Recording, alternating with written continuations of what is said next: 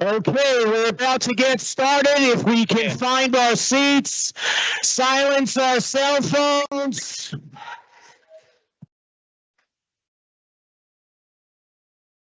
If you can close the back door and the side doors, I greatly appreciate it.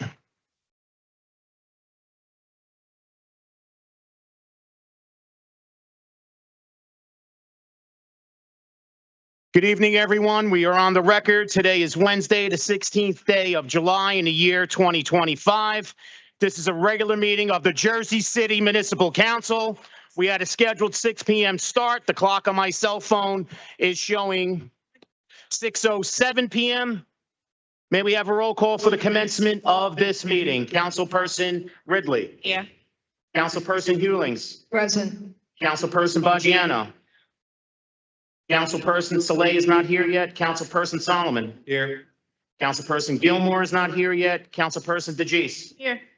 Councilperson Rivera. Here. And Council President Waterman. We have 7 council members in attendance at 6:07 p.m. Can we kindly rise for a moment of silence, please?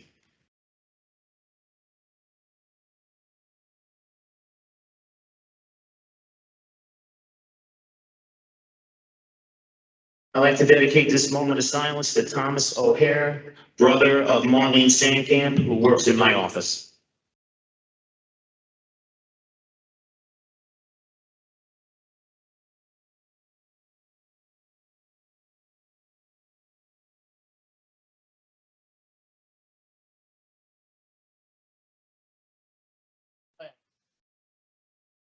The flag of the United States of America, to the republic for which it stands, one nation, God, indivisible, with liberty and justice.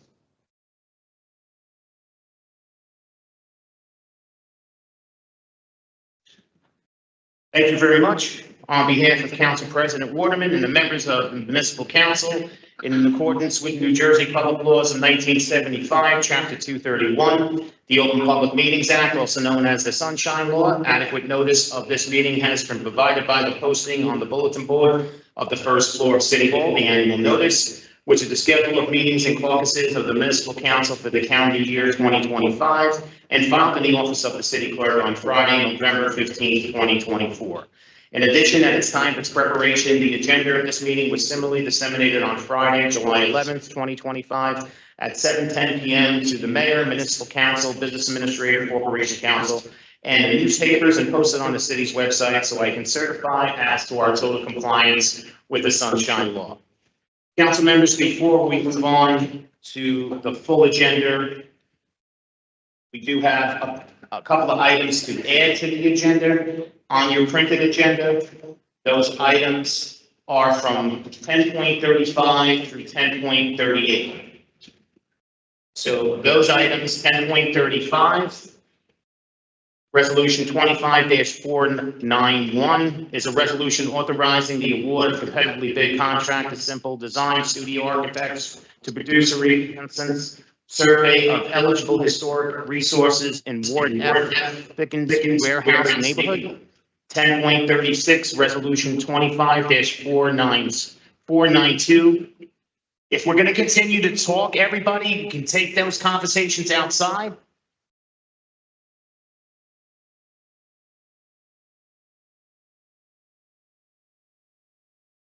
Resolution 25-492 is a resolution appointing Robert G.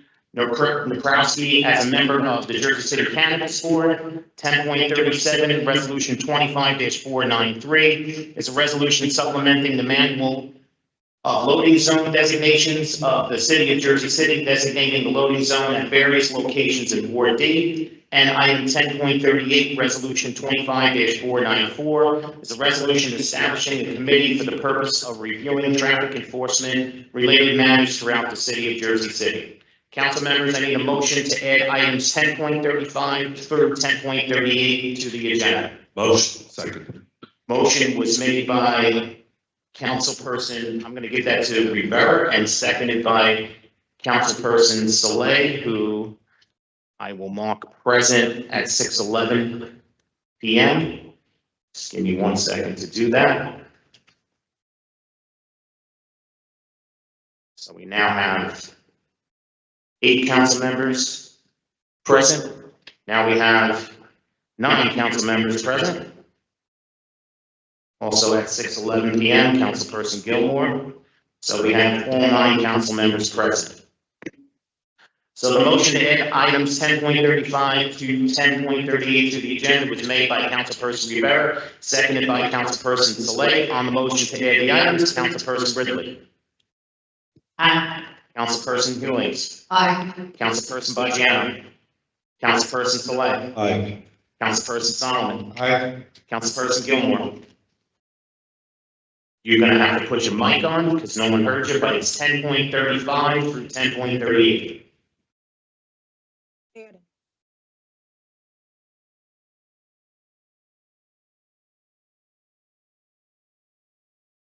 Aye. Councilperson DeGise. Aye. Councilperson Rivera. Aye. And Council President Woodman. Okay, what was that? Aye. Thank you. Motion carries 9-0 to add items 10.35 through 10.38 to the agenda. All right, council members, I'm going to go on with the first reading ordinances. Item 3.1, City Ordinance 25-078 is an ordinance authorizing the City of Jersey City to renew the lease with Riverview Community Garden for the use of Block 3002, Lot 2, more commonly known as 285 Ogden Avenue for a community garden. Item 3.2, City Ordinance 25-078 is an ordinance authorizing the sidewalks on a portion of Chapel Avenue at block 27503, lot 14.01. 3.3, City Ordinance 25-808 is authorizing the application of easement access and easement 500 Newport City and in connection with the construction of a residential at 510 Item 3.4, 25-08 is an ordinance authorizing the City of Jersey to acquire certain real property known as Block 27503, Lot 13 on the city's tax map located at the foot of Chapel Avenue from Liberty National Development Corporation, LLC, for the purpose of ensuring continued fair service to the public. Item 3.5, City Ordinance 25-082 is an ordinance of the Jersey City Municipal Council amending Chapter 163 Firearms and Weapons to add Article 6 Firearm Storage Requirements. Item 3.6, City Ordinance 25-083 is an ordinance supplementing Chapter 332 Vehicles and Traffic, Article 3 Parking Standing and Stopping, amending Section 332-24 Parking Prohibited, certain hours at St. Joseph Schools, 509 Livonia Avenue. And item 3.7, City Ordinance 25-084 is an ordinance supplementing Chapter 332 Vehicles and Traffic, Article 2 Traffic Regulations, Section 332-8 prohibited right turns on red signal to prohibit turns on red at all times, various intersections along Summit Avenue in Journal Square neighborhood and at Grand Street. Council members are going to be taking the introductory vote on items 3.1 through 3.7. Councilperson Ridley. Aye for introduction. Councilperson Hewings. Aye for introduction. Councilperson Bajano. I had asked for more information on 3.5 and nobody got back to me. I couldn't hear that again. Say that again. It's on, oh, okay. What you want? I asked for more information on 3.5 and nobody got back to me. Councilman, we discussed the agenda at the agenda meeting, and we're going to introduce it. We'll have a representative to discuss it further at the next caucus. He emailed us though. And Councilman, we did send you our legal memorandum on it. He did. Okay, Councilperson Bajano. Aye. Councilperson Saleh. Aye. Councilperson Solomon. Aye. Councilperson Gilmore. Aye for introduction. Councilperson DeGise. Aye for introduction. Councilperson Rivera. Aye. And Council President Woodman. Aye for introduction. Items 3.1 through 3.7 are introduced unanimously 9-0. On to our second reading ordinances. Our first second reading ordinance is item 4.1, City Ordinance 25-074, is an ordinance of the Jersey City Municipal Council amending the Jersey City official zoning map. This is a public hearing on this ordinance. Any member wishing to be heard, please come up to the podium and state your name for the record. Motion. Second. Motion to close the public hearing on City Ordinance 25-074 was made by Councilperson Rivera, seconded by Councilperson Saleh. On the motion to close the public hearing on City Ordinance 25-074, Councilperson Ridley. Aye. Councilperson Hewings. Aye. Councilperson Bajano. Aye. Councilperson Saleh. Aye. Councilperson Solomon. Aye. Councilperson Gilmore. Aye. Councilperson DeGise. Aye. Councilperson Rivera. Aye. And Council President Waterman. Motion carries 9-0 to close the public hearing on City Ordinance 25-074. For final consideration and adoption of City Ordinance 25-074, Councilperson Ridley. Aye. Councilperson Hewings. Aye. Councilperson Bajano. Aye. Councilperson Saleh. Aye. Councilperson Solomon. Aye. Councilperson Gilmore. Aye. Councilperson DeGise. Councilperson Rivera. Aye. And Council President Waterman. City Ordinance 25-074 is adopted unanimously 9-0. On to our next second reading ordinance, item 4.2, City Ordinance 25-075 is an ordinance amending Chapter 160 fees and charges, establishing Zone 3 permit fee. It's a public hearing on this ordinance. Any member of the public wishing to be heard, please come up to the podium and state your name for the record. Motion. Second. Motion to close the public hearing on City Ordinance 25-075 was made by Councilperson Rivera, seconded by Councilperson Saleh. On the motion to close the public hearing on City Ordinance 25-075, Councilperson Ridley. Aye. Councilperson Hewings. Aye. Councilperson Bajano. Aye. Councilperson Saleh. Aye. Councilperson Solomon. Aye. Councilperson Gilmore. Aye. Councilperson DeGise. Councilperson Rivera. Aye. And Council President Waterman. Aye. Motion carries 9-0 to close the public hearing on City Ordinance 25-075. For final consideration and adoption of City Ordinance 25-075, Councilperson Ridley. Aye. Councilperson Hewings. Aye. Councilperson Bajano. Aye. Councilperson Saleh. Aye. Councilperson Solomon. Aye. Councilperson Gilmore. Aye. Councilperson DeGise. Councilperson Rivera. Aye. And Council President Waterman. City Ordinance 25-075 is adopted unanimously 9-0. On to our next second reading ordinance, item 4.3, City Ordinance 25-076 is an ordinance amending Chapter 218, Multiple Dwellings, Section 12, preventing algorithmic rent fixing in the rental housing market of the Code of Ordinance of the City of Jersey City. This is a public hearing on this ordinance. Any member of the public wishing to be heard, please come up to the podium and state your name for the record. Are you guys coming up to speak? Okay. Give me 1 second so I can put the camera on you. And the reason why you see two clocks, please pay attention to the clock that has 3 minutes. The other clock is for the budget hearing, okay? So just give me 1 moment so I can put the camera on you.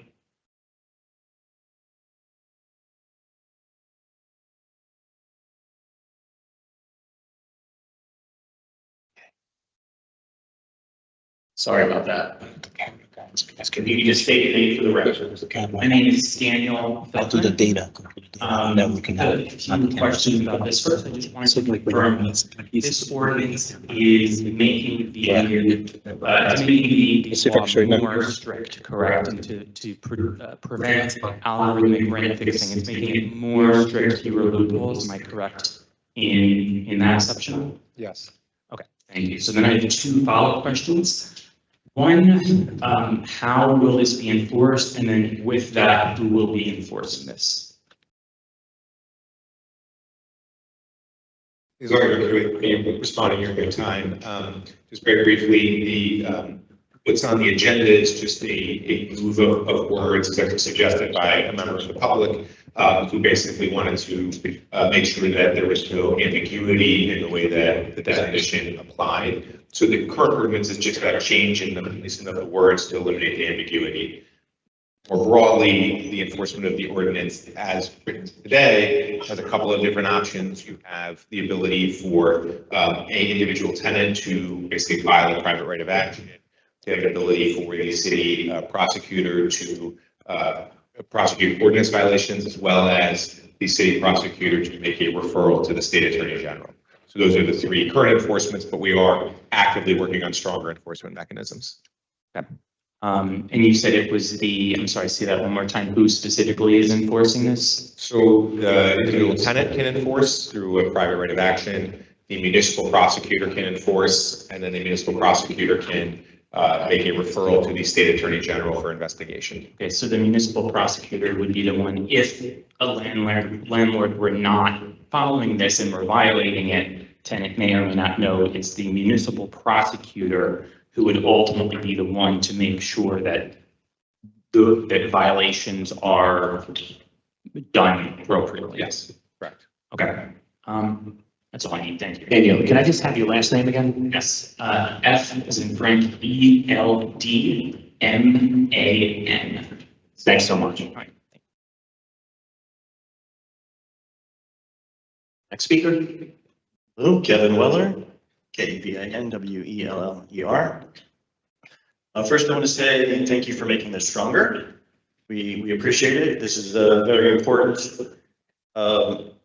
It's obviously something that's related to what we've been fighting for a long time, because the price fixing and the algorithmic price fixing is something that's being used at many Jersey City properties, including where we live, has been at least. And the concern after the ban that we're hearing from Jersey City renters, from Hoboken renters, from even folks over in California, anywhere where a municipality is making the right move and banning this, is of course enforcement. So I would ask, and I know that there's some work already in progress related to this, but I would ask that some transparency be built into this ordinance so that enforceability becomes actually possible. The day after the ban, I heard from some folks over at Hudson Point, it's another equity property. They said before the ban, we had certain offers from our landlord. After the ban, we had the same offers from our landlord. We have absolutely no reason to believe that they stopped using the software. And so one way to solve that is to require transparency by the landlords to affirmatively say that they are not in violation of this ban. This way, if the tenants need to take a private right of action, and they can go to court and they can say, look, my landlord signed that they're not using this software. And then when you get a deed discovery and it turns out they are using the software because they signed, you have easier to prove fraud, and you can trigger the New Jersey Consumer Fraud Act as an unlawful or unconscionable business practice, essentially. So I would advocate for that change. Transparency, really transparency. Without it, there's no way of actually going to court and making a case related to this. I'm sure that'll happen, because I know that the intent is for this to actually do something, and it's important, and other municipalities are following the lead of bold municipalities like Jersey City, who are leading the way, and I appreciate that. Thanks. It is still a public hearing on City Ordinance 25-076. Any other member of the public still wishing to be heard, please come up to the podium and state your name for the record. Motion. Motion to close the public hearing was made by council on City Ordinance 25-076, was made by Councilperson Rivera. Seconded by Councilperson Bajano. On the motion to close the public hearing on City Ordinance 25-076, Councilperson Wrigley. Aye. Councilperson Wheelings. Aye. Councilperson Bajano. Aye. Councilperson Saleh. Aye. Councilperson Solomon. Aye. Councilperson Gilmore. Hey, Sean, he said, something about the people viewing live saying it sounds like two mics are on at the same time or something. I don't know. Okay. I just got that. Okay. Aye. Councilperson DeJesus. Councilperson Rivera. Aye. And Council President Waterman. Aye. Motion carries 9-0 to close the public hearing on City Ordinance 25-076. A final consideration and adoption of City Ordinance 25-076. Councilperson Wrigley. Aye. Councilperson Hewlings. Aye. Councilperson Bajano. Aye. Councilperson Saleh. Aye. Councilperson Solomon. Aye. Councilperson Gilmore. Aye. Councilperson DeJeece. Aye. Councilperson Rivera. Aye. And Council President Waterman. Aye. City Ordinance 25-076 is adopted unanimously, 9-0.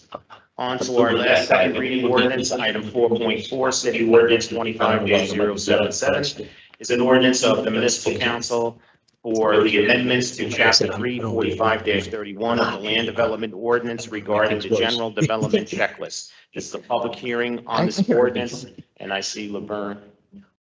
Just give me 1 second, Laverne. He's texting me. Okay. Trying to get some teeth Okay. into this, Oh, I see. what is the meaning of this checklist when it Okay. comes to developers? Let me see if I can, let me see. I'll go check with him. Okay. If you have one that you have to go to Sean. Laverne, we're just we're making the ordinance effective so that you can have a digital submission now instead of just paper. So we're updating it so that the applications will be available, they will be digitally on the website. So the application can be wrote digitally. This is allowing it to be digital as well as paper. Okay. Yeah, we're just giving the option now that you can come in or you can do it remotely, digitally. It's just that we have to pass the ordinance and update it. Nothing is changed on the checklist, just that it's not digital. It is the public hearing on City Ordinance 25-077. Any member of the public still wishing to be heard, please come up to the podium and state your name for the record. Okay, we have a motion to close public hearing on City Ordinance 25-077 made by Councilperson Gilmore. And if you just remind me again, wait a second. First, slide. On the motion to close the public hearing on City Ordinance 25-077, Councilperson Reed. Councilperson Lewis. Aye. Councilperson Fabiano. Councilperson Slade. Aye. Councilperson Solomon. Councilperson Gilmore. Aye. Councilperson DeJeece. Councilperson Rivera. And Councilperson Rivera. Motion carries 9-0. Close the public hearing on City Ordinance 25-077. For final consideration and adoption of City Ordinance 25-077, Councilperson Brady. Councilperson Lewis. Aye. Councilperson Fabiano. Councilperson Slade. Aye. Councilperson Solomon. Councilperson Gilmore. Aye. Councilperson DeJeece. Councilperson Rivera. And Councilperson Lewis. City Ordinance 25-077 is adopted unanimously, 9-0.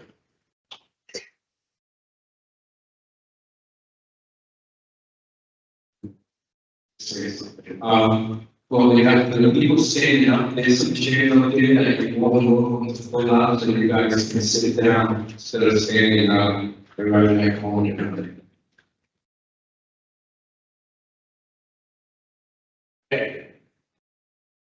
Ladies and gentlemen, we are now going to conduct a public hearing on the fiscal year 2025 municipal budget. Anyone wishing to be heard, please line up in the middle. And when you do come on, please spell your name, state your name for the record.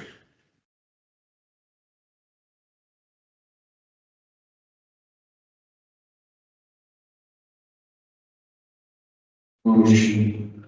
Wait.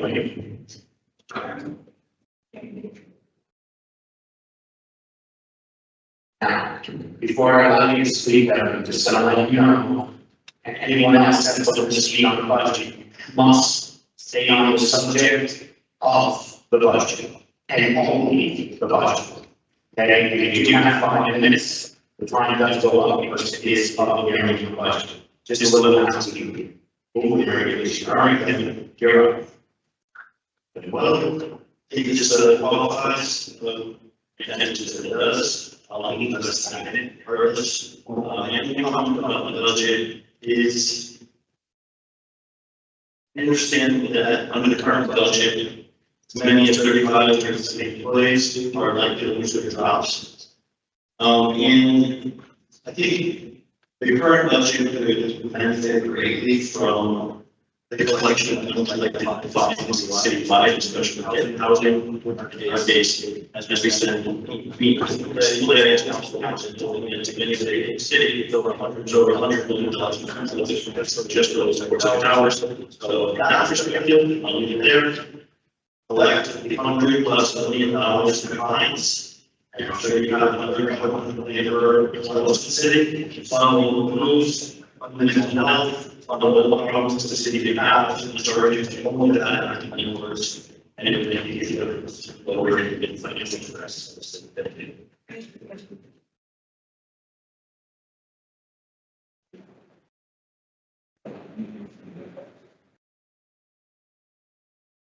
Next speaker. Sabrina Harold. Good evening, everyone. In regards to the 2025 year budget, when it's 8 months, it's the budget year, and we're still trying to put out the budget. However, some of the concerns that I have regarding the budget is the fact that, right now, there are employees in the city of Jersey City who are being terminated / let go, laid off, whatever terminologies that are coming forward, that I've been made aware of. But there's plenty of money to make sure that we don't pay all employees. So my question is, what are you guys doing to make sure that we are making sure that the quality of life of these employees are safe and that they're not being violated in any kind of way? The other issue with the budget that I have is, let's talk about the recreation budget. This has been a very quiet summer. Our children, our young people, they have no jobs. These were the funds that were being utilized for our students, for our students' first jobs for a lot of them. A lot of them, it helped bring in money to their families to help with school clothes. And all of that has been cut off. And you all have to really take some time and figure out a way to help support our young people, because they need a fair chance and a fair opportunity. These jobs,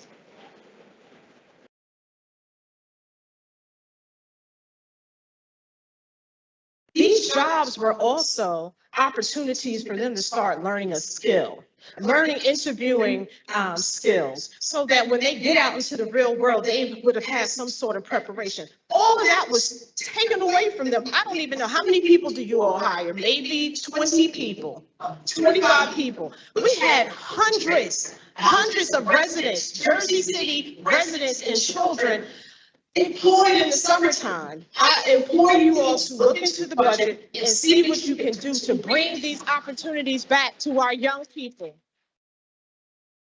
so that our young people have a fair chance and opportunity in our city to have something to do besides standing around playing video games, whatever it is that they're doing now, because they don't have anything of real substance. And then to our taxpayers who have young children, where we used to accommodate real free recreation programs and camps, we need to look at a way to try to bring that back as well. So I know all of you all are running for re-election, most of you up there, and I ask that, and I implore that you please take that into consideration as one of your platforms and one of the issues that you all want to address in the next administration, because this administration failed our children.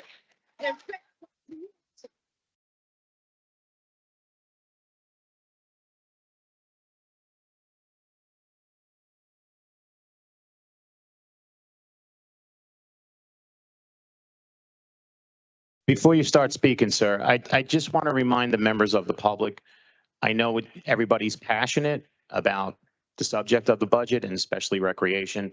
I would just ask the members of the public to let the speakers completely finish their speech, because when you clap in between, you're taking time away from that public speaker, just so you know.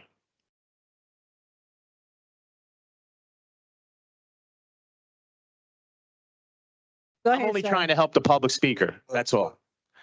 Go ahead, sir. Yeah, if you could just state your name and spell your name for the record, I greatly appreciate it. I won't start the time until you do. Samuel Wilkins, SamuelWilkins. Sam, you're way too fast for me. You just spell that last name for me? Wilkins. Thank you, sir. All right. Everybody, excuse me, I'm a little nervous. I never did this before, ever. But I'm here for one reason and one reason only. I've been a resident in Jersey for 59 years. I worked for the Jersey Recreation Department for 23 years. I worked for the public school system food service department for 27 years. And for some reason, I was laid off from the Jersey City Recreation Department. And what I want people to know is understand that I lived in Jersey City, born and raised. I played football for the Jersey City Recreation Department that gave me a chance to be a kid. I played football. I won a championship back in the day with the West Side Bears when we had teams in every part of the city, which was the Midtown Raiders, the Bergen Colts. We had all of these teams. Now we are one team with 4 teams with no help. All I'm trying to say is I've been here 23 years. I went to Dickinson High School. I was a football player. I played basketball and I ran track. I was all state in every one of my sports. Every one. Went to New Jersey City University. I had the longest kickoff return in Division III history. I'm trying to figure out who do y'all lay off or who's doing the layoffs? Because if you go to my department and you ask anybody in Jersey City that knows me, I love these kids. Right. This is all I do. This is all I know. I don't know nothing else. Wait a minute. So me trying to look for another job is impeccable right now because I love what I do. Right. The money that I make from recreation, and being honest with you, it's not a lot. Because you know why? Because when we have football games on Saturdays and Sundays, you know where that money goes? To a kid that can't afford a hot dog, a hamburger, Yeah. a pair of sneakers. I go to Marshalls. And spend $50, maybe to $200 buying a kid a pair of cleats that can't afford them. Their mother don't have. Taking kids to the doctor to get a physical that their parents can't pay for, which is $50. Yeah. And we charging our kids to play football, a sport that half these kids love. We have to get back into the community with these kids. Because you know what? We're gonna lose kids every day. Every day. Like I said before, I've never done this before, but now that I'm up here, it makes me so mad because I literally gave my life to Jersey City. Yeah. Jersey City has been there for me, but we got to be there for our kids. I'm good. Yeah. I'm good. But it's the whole way that we went about laying people off. No 30-day notice. No type of notices, no type of nothing. Just come in the office and say, Chris, can I speak to you for a minute? And it's my coworker. Really? For HR. Really? We talking, and I'm thinking he playing. He says, Chris, I'm sorry, but I don't know how to do this. Like, what you talking about? Hand me a paper. I read the first line. I dropped the hip on the floor, and I walked away. I'm like, Mike, are you really serious? Are you playing with me or what? He said, no. I'm sorry that we have to lay you off. I said, 23 years, you lay me off? I know how this go. Yeah. Ain't nobody dumb. First in, first out. 23 years. I should never been a person on a chopping block. Chris. Ever. Chris, let me look into exactly what happened. Because, wait a minute now. Wait a minute. One thing you're going to do, you're going to respect in here. I allow everybody to speak, but you're going to be respectful. Now, when they talk to us as a council, there are certain things we have no idea of. So we want to hear them. So now be respectful, all right? Because you don't know exactly what we all do. So now we don't know about all of them getting laid off and how they get laid off. So I would ask that you be respectful and allow us to listen and don't talk out of turn because that cuts their time. Let's be respectful in here. Now, Chris, I'll find out. I don't know exactly. They tell me it's budget cuts and my title. But I went to civil service and looked on civil service, and it's right. It's crazy. Okay. I went to them and I spoke to them this morning. I was on the phone with them 4 times because I'm trying to figure this out. Okay, How you tell me I've been here 13 years, I've been here 23 years? right. I understand it because you've been here. And I'm gonna be honest with you, I'm gonna tell you, I'm not gonna lie to you, this hurts so bad. You just might as well just stab me. Yeah. Because this how bad it hurts, because I literally love my kids that I work for. Some of these parents, I don't see decades of kids graduate Right. and go to college. I get invited to stuff. Thank you, Thank you, Senator. Thank you, everybody. I thank you. Appreciate it. Sierra, get his information. Before I invite the, Chris, give it to my. that's give me your Samuel. It's information to Samuel. my aide. She'll get it. We talking about the budget, all right? Let's stay focused on the budget because there's a lot to cover in this agenda. John, I do have a few questions with regards to the layoffs or whatever. No, we're gonna get him at the end. Believe me, I'm calling him up. Don't worry. Oh. I'm calling up so he can address some of these things that everybody asking. All right? Don't worry. We're gonna address it. I just want to stay on the budget. At the end, John, get ready to answer these questions about who's getting laid off. All right? Because we. Okay, our next speaker, please come forward. We want to know. We don't know. And before you start speaking, if you can just state your name and spell your name for the record. Yes, my name is Cameron Orr, Cameron. Last name ORR. Okay. Yeah, I just wanted to speak in support of the previous people who spoke against the budget cuts, protecting people's jobs, city employees and youth, and defending their interests. You know, especially with all the cuts that are gonna be coming down from the federal government under the Trump administration. Now is the time for state and local governments to increase our budgets and social programming to make up the big gaps that are going to be coming to protect our people. So, and I know a lot of times people try to make the excuse that there's no money, and that, you know, oh, we can't raise taxes on working people. And it's true that working people pay too many taxes, but nobody ever talks about making the wealthy pay their fair share. We got plenty of money in this country. If the rich pay their fair share, we could pay for everything and more and increase. You know, social programming, plenty of other countries do it. The US has lots of money, and it's just a question of making the wealthy pay their fair share. And that way we can reduce the tax burden on our working people and increase our social programming, which is, like I said, especially important right now because Trump and them is cutting everything. So that's it. Budget, keep them focused. Okay, our next speaker.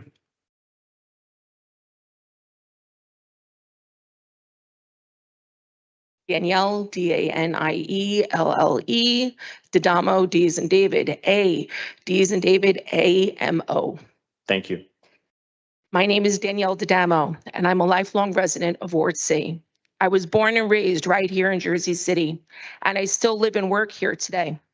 My mom worked in the Jersey City Public Schools Food Service Department for 21 years. My dad put in 25 years with the Hudson County Roads Department. Public service runs in my blood, and so does this city.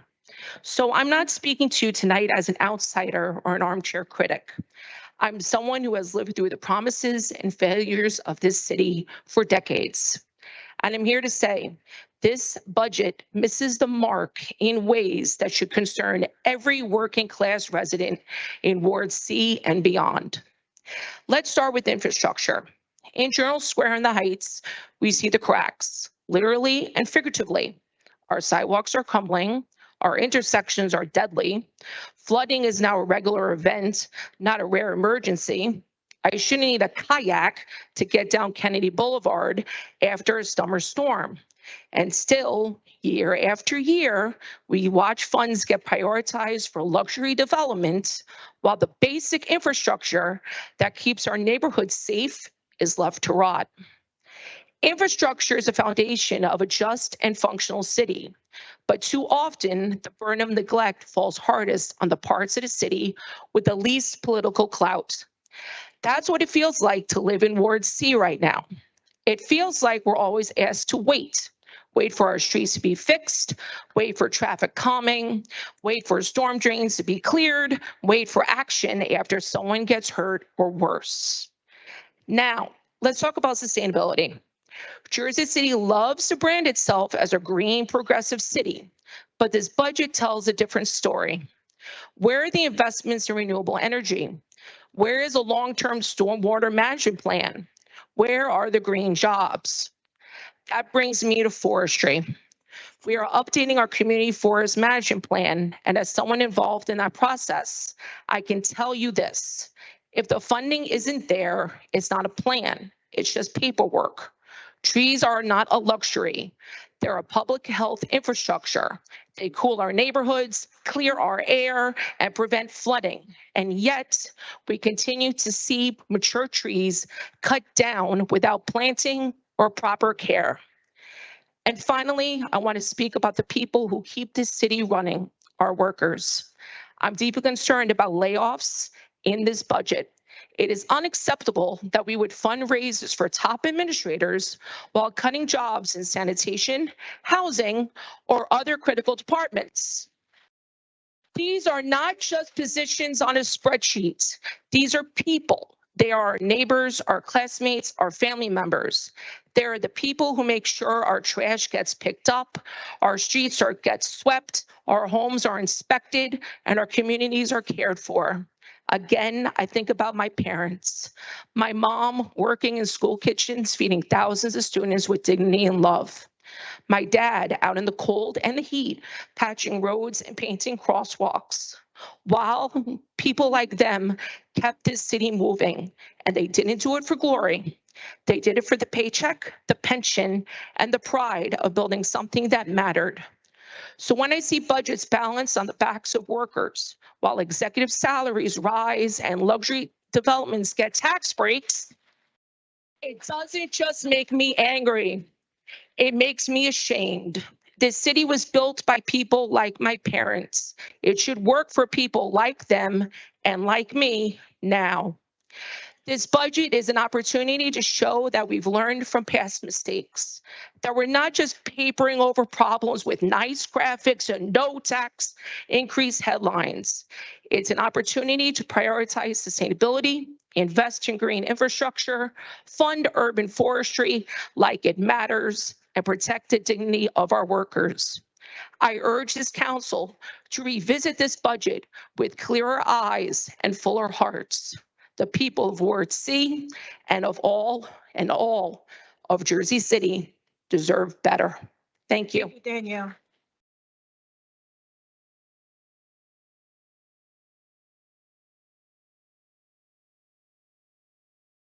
If you can just spell your name, say your name and spell your name for me, please. You can Charles, bring the mic up to you. Charles, McKinney, McKenney. I am one of the kids that work with Tom DeGeese and Susan Conti with this summer program. It was a wonderful experience. So I just want to piggyback with what she said. The kids were cut short because one of my godson was waiting for a phone call for a summer job and he didn't get it.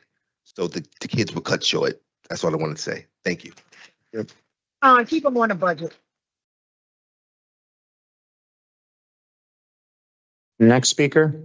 Daniel Feldman, DANIEL FELDMAN. I just wanted to second what my fellow resident Kevin Weller said regarding the Jersey City budget. We have hardworking residents here losing their jobs due to this city's financial issues. Meanwhile, by enforcing violations for landlords who defy the law, such as my landlord Equity Residential, we could provide this city hundreds of millions of dollars, more trees, safer roads, fewer people being fired. It's a fantastic opportunity to give back to the city and to hardworking residents, all the folks that we see here. It's really straightforward. All we need to do is enforce the law as it is written, collect daily fines from landlords who violate this city's ordinances again and again. Every single person in this room would benefit from that. It's just so simple. Getting the municipal prosecutor to collect these daily fines and bring in, again, hundreds of millions of dollars for this city and its residents. Simple as that, and I really hope that is actually done. Thank you.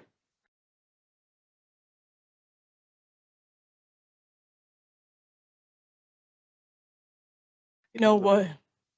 It's a shame before God Almighty what's going on in this city right now, especially about this budget. On my shirt, I got on, it says Jersey City, Laverne, Red Washington Summer Camp. For 25 years, I run a free summer camp, free. But over the years, that young man that got laid off, Joe Mackey, who retired from recreation, they would give me summer supplies to help my kids. The city used to give me a few kids to work at my program. I don't get grant money, nobody money. I'm a developer. I hustle my own money for my summer camp. This year, I ain't getting nothing from recreation. Cause that young man told me, he said, Laverne, I got laid off, Auntie. I said, laid off? Usually I get hula hoops, basketballs.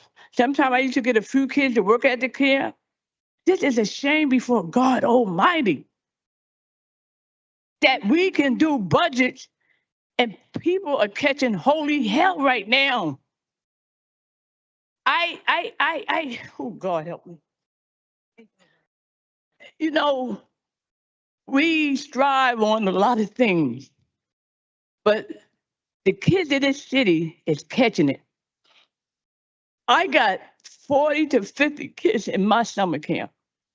My counselors for the past 10 years, Greeny Plummer, has put them on payroll. I used to get some kids from the city. They would send them to the camp and put them on my payroll. They hadn't did that in about 10 years. So he picked up and he sponsored 6 of the kids. But then I would get help from the city with some of the supplies. And when he told me, I thought he was, he said, Auntie, no, I'm laid off. And then it really hit me tonight because this is only the second week of my camp. I got 4 more weeks to go. We got to do better.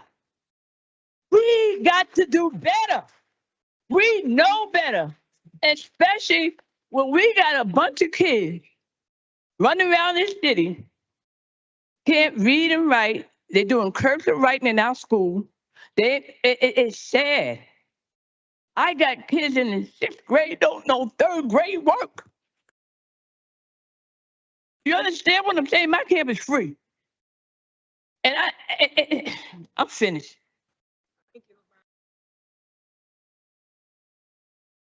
The budget. Good evening. My name is Glendia Cannon. I couldn't get your first name. Glendia, Glendia. I'm sorry. You got to slow down for me. And there's Okay. other people talking, so I'm only hearing the speakers. Okay, All right. let's slow it down. Thank you. Glendia. Cannon, Cannon. Got it? I appreciate it. Thank you. so No much. problem. I'm the co-pastor of Grace Christian Church. I've been a co-pastor for 38 years of that church downtown Jersey City. And I can say this, I live on Bayview Avenue. I'm 77 years of age and I'm still working. All right. But I want to say I'm very disappointed in Jersey City and the disappointment is growing worse. I love this city. But what I see going wrong, your budget is not being put in the right places. I went about and I took pictures. I wish you could see this. There's an environmental issue. The people got to work with the city to keep this city clean. I've never seen anything so filthy. Trees are planted by the city. Look at the garbage. Who want to take a look at this? Anybody want to take a look? You can flick it. Just look at the garbage.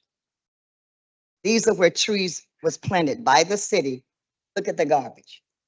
I sweep up my block sometimes 2 and 3 times a day.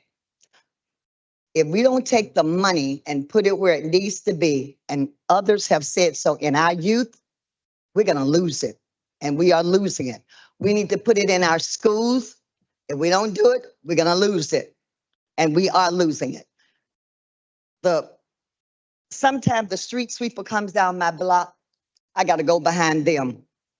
Okay? What is the matter with us? What has gone wrong with us? What has gone wrong with our leadership here? We need to do something. We need to stand together. I love Jersey City, but we got to pull it together and work together. Because if we stand together, we can get things done. Our children don't have summer jobs. They really don't. They're walking the street. I talked to the children. We did a sweep-a-thon in Jersey City. I got 50-something people together on canes, on walkers. Yes. And the city donated brooms and sweepers to us. We swept 50 blocks. Yes. Yes, we did. Why do we do this? Because we love this city. And I'm telling you, you take your budget, our money, and put it in the right place and help us. Is that all right? If I sound like I'm angry, you better believe it, I am angry. And we need to do what's right by Jersey City because I love this city. That's all I got to say.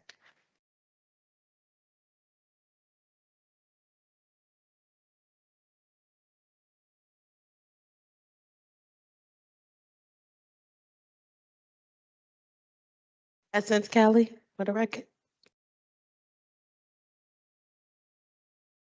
So, my auntie that sat here has been doing a free summer camp for pretty much all my life. And to see her break down like this, because she usually doesn't, and I must say her strength has been 100 since I've been young. But it's very bothersome to see that. That's one. That's one. Two, recreation used to be a safe place for children. Myself. And I must say, I always give you credit, Frank. Hudson Catholic, a hot, sweaty gym, but it had 200 kids there that was going to get paid for a summer. And he started out in recreation. We do this. And we even have another young man in here. And everybody has received the email about it as well as all your aides that is donating 1,000 backpacks to students out his own pocket. Uniforms, supplies. We don't want to do this alone. We want to do it with y'all. But we need your support. I want you to bring the band, Sean. I want you to bring the band outside and come to an event and support the kids. Pam has even volunteered to maybe referee a game or two. And I'm pretty sure Mr. Gilmore is going to do one or two because he's going to come out. But we expecting everybody else to show up too. We got to do better. And as far as the budget, we haven't included the children because as I went on Wade and Ocean, a matter of fact, it was Wade and Jackson. I just happened to be riding past, went into a small store, saw like 7 teenagers sitting out there. And they sitting in a chair, like this day neighborhood. Or like it's okay to do that. No, why you on this corner? Why you ain't got somewhere to go? Why you not playing a sport? Why you're not tired from doing something? It don't make no sense. So now we got to go back to the schools too and check that out. What's going on? Why y'all don't have nothing for these kids to do when they leaving out of that school? That don't make sense. So we definitely got to do something better with the budget. And, of course, we're going through audits from people that they made mistakes and all of this other stuff. But yeah, come on. Incorporate the kids. That should never go missing. I'm sorry.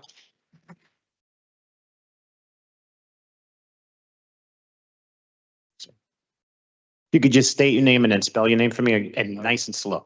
All right, my name's Glenn Bowen, Glenn, Bowen. COW. BOWEN. Thank you, sir. I sympathize with all the people that been laid off and all that and work a lot. But it's the fathers, I believe. It's us as fathers that's falling short, not the council. So all us fathers, a lot of fathers don't even know none of this going on. So y'all see men out there, boys out there, because the men ain't stepping up. We need something for the men that's free to be able to help the kids to get off the corners, to help the kids learn how to read, to help the kids, not the city council, the fathers. We need to get jobs, not the people that's getting laid off. They had jobs a long time. I'm talking about the people that ain't had no jobs in 20 years. I'm talking about the people who ain't had no jobs in 30 years. I'm talking about the people who ain't had no jobs in 15 years and all the people with jobs looking at the people with jobs like they less than. Let's talk about that. Let's get to that. Let's get to that. Let's get to all the people that the fathers can't help the kids with the homework. The mothers can't help the kids with the homework. The mother's on Section 8. The father's on Section 8. The father get a job and act better than the next brother. So we come together as a people and stop littering, pick up the trash, throw it in the garbage. We don't have to worry about sanitation. We do it ourselves. We need to do more for ourselves. So I'm saying, what I'm asking is for the people that never had an opportunity because they ain't know that they have. I don't even know nothing about no budget. What budget? Is a budget? It's something called budget. It's something called laid off. It's something called 5, 10 dudes down there with recreation. They never told me. I love to help, and I got 50 guys that I love to help. But you can't get these jobs and these responsibilities and keep them to yourself. Because y'all think, this guy, he walked different, or he talked different, or he looked different, or he never did nothing before. We can't do that and say we Christians and Muslims and all these other good people, and we want everything. But we don't even help each other. We don't even like each other. So I'm not blaming the council. I'm just saying for guys that been in trouble, guys that want to be a father, guys that want to be a husband, the guys that just want a chance to get laid off and get unemployment. So all I want to say is I've been here my whole life too. I got 3 generations of important people that been here. We're not going to talk about them because that's their life. We're going to talk about me and my life and the people that's in the community that don't say nothing to the boys because if you ain't got no job, they ain't going to listen to you. And if you ain't got no job, your girl ain't going to listen to you. If you ain't got no money, nobody respect you in Jersey City. Either you're doing good or you're doing bad. You're either somebody or nobody. But we all somebody, but not around here.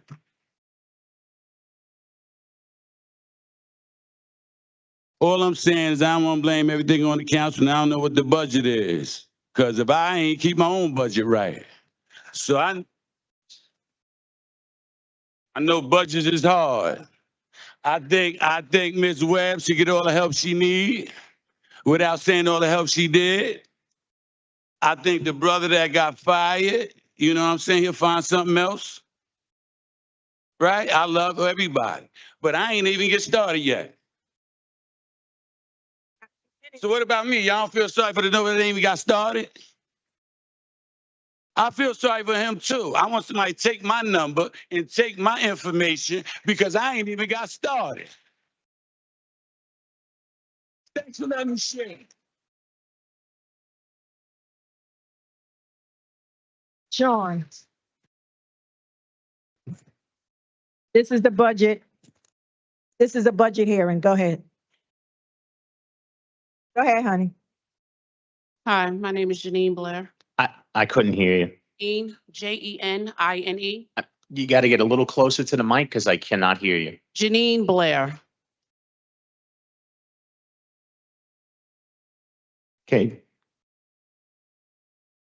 I want to speak about the youth today. Where are all the programs? The budget.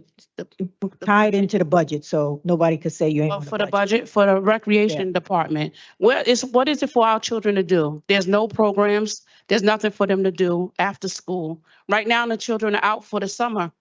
I have a young teenager. Where is it for her to go? When we grew up in Jersey City, we had the CYO. We had the YMCA. We had the library that took us on trips, that did things with us. Where are all these programs at? Right now, there's nothing for the kids to do. Right now, they can't even use the pools in the public schools because the pools are being used for the British swim school. So our children can't even use the pools in the public school that they attend. They can't even use the gyms because they're being done for something else. So what is it for our children here to do? Why is it that the British swim school could come along and take our pools, but our children can't use them? There's nothing. There's no program after these kids got out of school in June. What is it for them to do? So everybody talk about them standing on the corner or being outside, getting in trouble. What program can they go to? Where can they go play basketball at other than Berry Lane Park? What is it for them to do? It's nothing. All of the money that's being in the city is put towards something else. But I like to see a rec center for the kids like the CYO when I came up. I like to see the YMCA. I like to see the kids getting some swim lessons like we did when we came up. But instead, all these things are taken away from the kids. Why can't we use the pools? 15 has a pool, 40 has a pool, 27 have a pool, 22 has a pool. Majority of schools have pools, but why can't our children use them? They're renting them out to the British Swim School. And our children can't even go there to get lessons to swim, even during the school year, if they want to use the pools. They have nothing.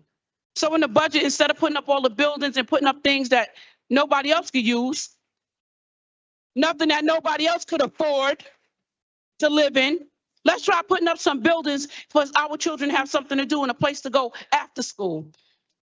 Let them be able to have somewhere to go on the weekend. But instead, everything is being buildings put around our city, but nobody's thinking about putting up a building for our children. Thank you.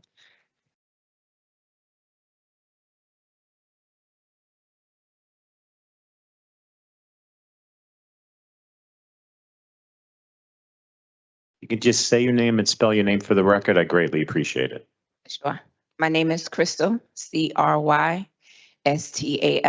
last name Thomas, Thomas. Thank you, Crystal. You're welcome. My name is Crystal Thomas, and I am the committee person for District 16 in Ward F. I've been living in Jersey City all of my life. However, I've seen how Jersey City has changed for the worse, not for the better. I have two children. They are 19 years apart, so I've seen some changes from what was to what is.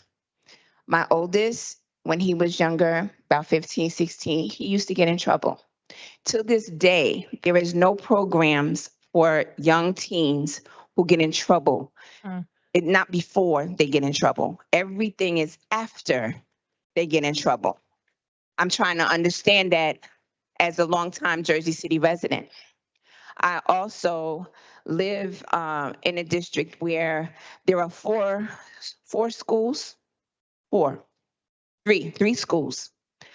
In that district, there are now 2 smoke shops. Not 1, but 2. I'm trying to understand in reference to the budget, how these 2 smoke shops came to be. And also, how is it that minors are able to purchase marijuana? I know this for a fact. I know it for a fact. The other thing is that our children don't have anything to do. They're hanging out on the corners. And when it's put in my heart, because I know who covers me, to talk to them, I do. I've talked to many teenagers who are no longer with us. They've passed on. So I've done my due diligence by planting a seed that was given to me at the time to plant. What they did with it, I have nothing to do with that. That's God's job. At the end of the day, what are we doing for our children? Right now, you have a landmark on my block. I live on Brinkerhoff. That's where the old Capital One Bank used to be. That landmark has been there for quite some time. You made it a landmark. It's not doing anything but being a dilapidated building. It also is now a bus depot in a residential neighborhood. I've asked about this, not just by Councilman Gilmore, but just City Hall as a whole. I've gotten no response, none. So in reference to our children, what are we doing? They have nothing to do, nothing to do. They don't have jobs to go to. They need to learn about finances because as an adult, we're still learning about finances. And I'm sure the finances will be completely different when they become adults. That's something that needs to be implemented in our city. We need to be taking care of our children, not as individual parents, but as a community, because we're always told it takes a community to raise the kids. That's my time. Thank you. Thank you. Thank you. Thank you. Are you coming up? Are you speaking on the Are you budget? speaking on the budget? You speaking on the budget? You? was gonna speak on the budget. Yeah. Yeah, is Come that all on. right? Okay, sorry. Come My name is David Wilson, DAVID. I can't hear you. Oh. Okay, sorry. My name's David Wilson, DAVID WILSON. And I just want to take stock here because a lot of people have spoken eloquently and passionately and outlining what the problems are with the budget. And to be honest, I don't think that you disagree with what they're saying. I think you agree that we don't want to lay off city workers who are fulfilling important jobs. And we actually want to provide more programs, especially for young people.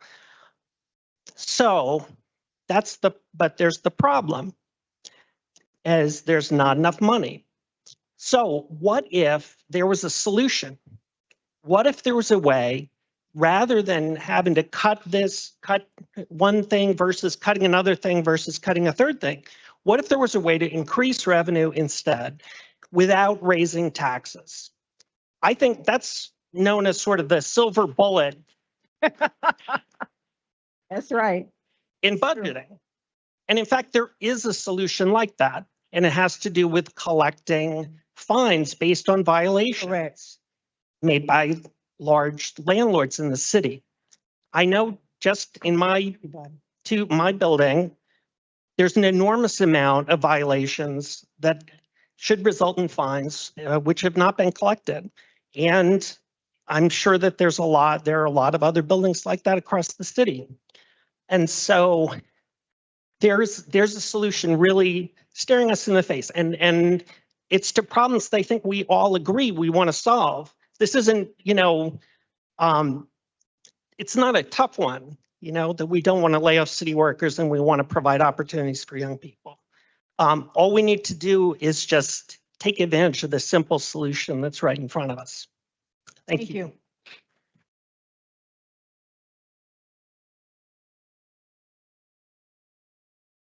About the budget. My name is Corey Edwards, Kory, last name Edwards, EDWARDS. And Kory? Kory, last name Edwards, EDWARDS. Thank you. First things first, we're going to talk about the budget. Jobs being laid off for the youth. Growing up about 15, 16 years old, I'm 29, we had a program called Stop the Drop that helped clean these streets. These kids my age and my peers, those were jobs for us to have, and we cleaned up those streets. Not a street sweeper, not a garbage man that leaves the trash. They throw it in the back of the trash and then leave it in the middle of the street for us to clean up. So what happened to that? And the main reason why we had a budget, the one-way street. If that the city's supposed to be funding that. I'm sorry, let me slow down. That ain't here. That ain't in here. So the one-way street, the city is supposed to be funding that. We're building countless parks for no reason. We have all these empty buildings where these kids can do something. For the last 5 years, out of my pocket, I've done something for the community. I've did leagues, I did back to school giveaways, I did everything that this city should have been doing, helping these kids. So I want to know, where is all the money going? You guys build parks, these buildings, what's going on? And I'm up here for everyone that's here and that can't be here. We need to fix this problem fast. And we can speak about it and way before the election. Thank you. We need to do it. Yes. Thank you.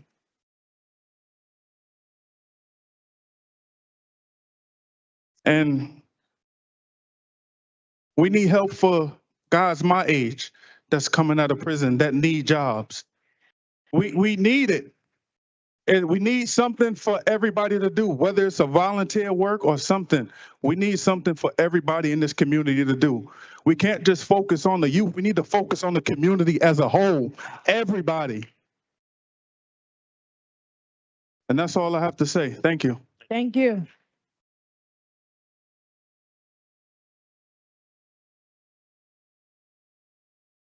Budget? Anybody else? Budget. Right. Hi, Michelle Hirsch, MICHELEHIRSCH. Regarding the budget, for the second year in a row, the city had its rating downgraded. Mhm. So we should really be listening to everybody in this room. And this nice woman who I don't know, but I really was hanging on every word that you were saying about how she cleans the streets with other people who have a hard time getting around. She said, it's our money. It is our money. And you're hearing a room full of people talk about how the money isn't being allocated in a way that's meaningful to them and their life in this city. And you heard questions raised about where is the money going, all kinds of theories about that. So how were you thinking about the budget when you walked in this room tonight? How are you thinking about the budget now? Are you swayed by anything anyone said to you tonight? Are you going to consider the voice of the people? Or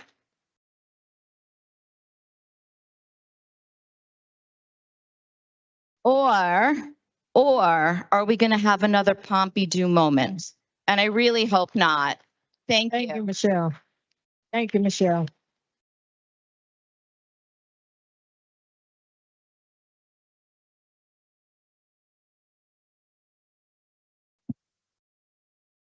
Hi, my name is Spatch Tran. Hold on. We can't hear you. Just a minute. Go ahead. Name is Spatch, SPACH, Tran, TRAHAN. I came tonight to talk about sanitation as it relates to the budget. Because I've emailed Councilman Saleh about the Cold Street underpass in his district. And I think it's something that, you know, there's filth under the underpass and there's a lot of infrastructure improvements that have been done in the last year, but it's kind of falling to the wayside of the way it was before, you know, pigeon feathers, dung, human feces, and it's beyond what regular people can go and clean up themselves.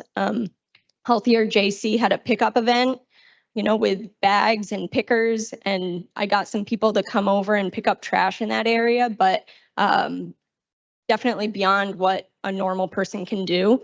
And I don't know why developer money in the SoCo West neighborhood can't contribute to not only regular power washing or sanitation of that area, but also pigeon spikes, some sort of water conveyance system because it's constantly dripping in that area. But I think that kind of reiterates what a lot of people have said tonight about sanitation being a priority in the budget. And as a side note, separately, I don't support taxpayer funding of a playground on Barrow Street. I wouldn't bring my kids there. I don't think it's the right location. It's a commuter pass-through area, so I don't support that project. Okay, thank you. Thank you.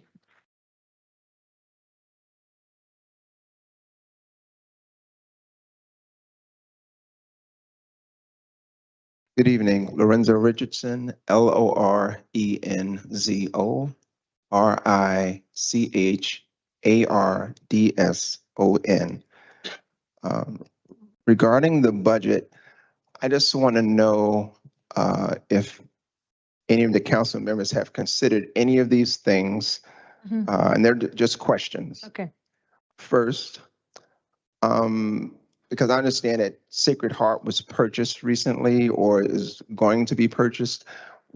Why wouldn't the city could have purchased that? You know, there's a gym right on the side there, right in the middle of the heart of the city.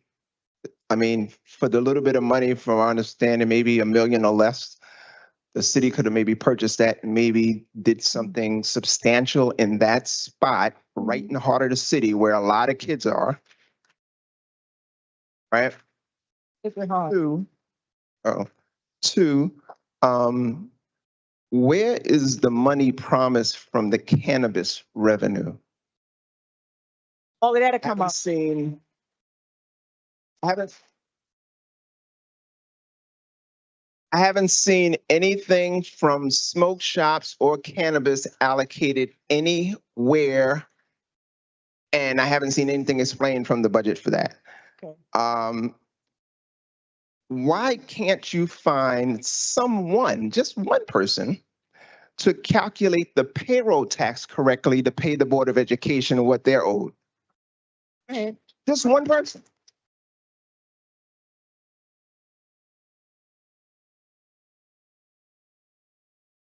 And my final question is, because time is limited, is the city council itself willing to go back to a part-time salary? No.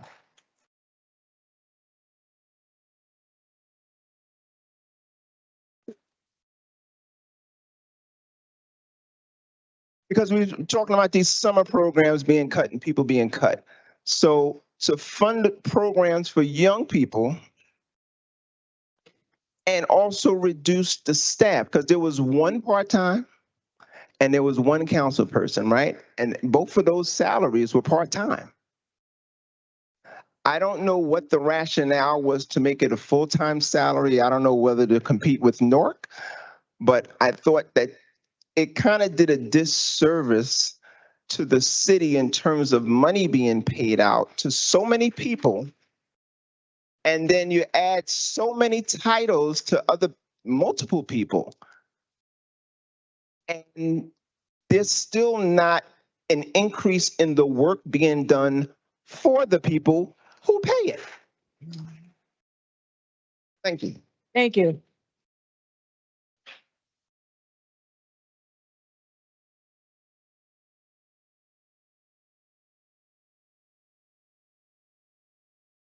Good evening, Good evening. Michael Griffin. You know, when I was sitting in the back, I was just looking, and I don't see inspiration. And I think, you know, as a city council, What? you can look to your neighboring cities and other cities and how they invest in their children. You can look at Chicago and see how violence is being driven down by their mayor, investing in their youth. Look at Baltimore. You know, they're investing in their youth. For the past 12 years, this administration has not invested in their youth. And it's very important that we do. And not only that, the community, right? We're talking about, you know, a budget that, you know, you're trying to fill holes, but you're not filling potholes, right? We're not planting trees, right? We have cracks in our sidewalks. You go up on MLK, you can't even read the street signs, right? We need to take care of the little things. And when we take care of the little things, the bigger things will be able to be taken care of as well. But we have to use our money wisely. And that's not being done. Instead, you know, we have a mayor who wants to change the traffic pattern in our community. Thank you, Mike. Thank you. Thank you.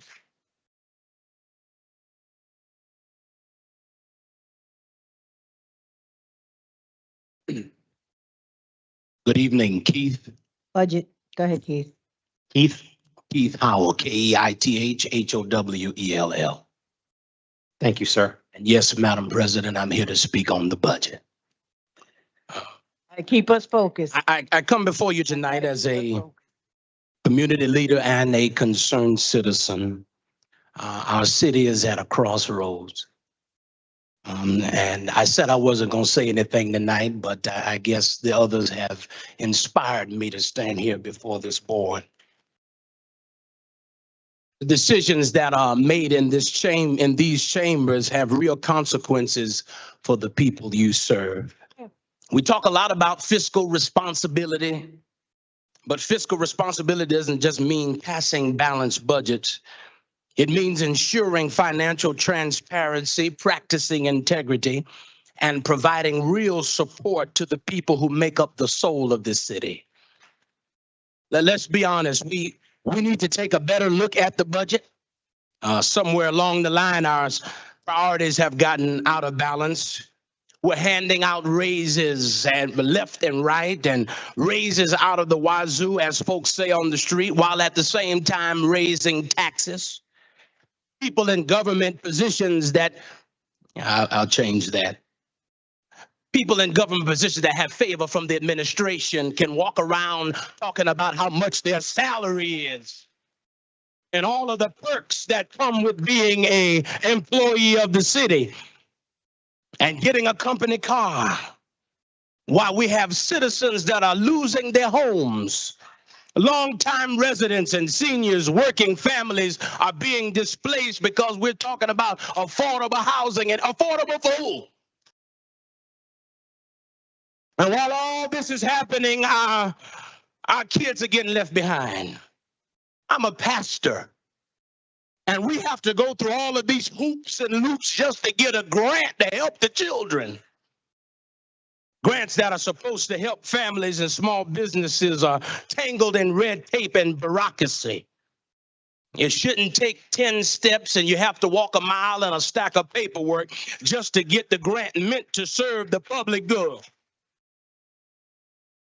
I have one more question while we take a look at the budget.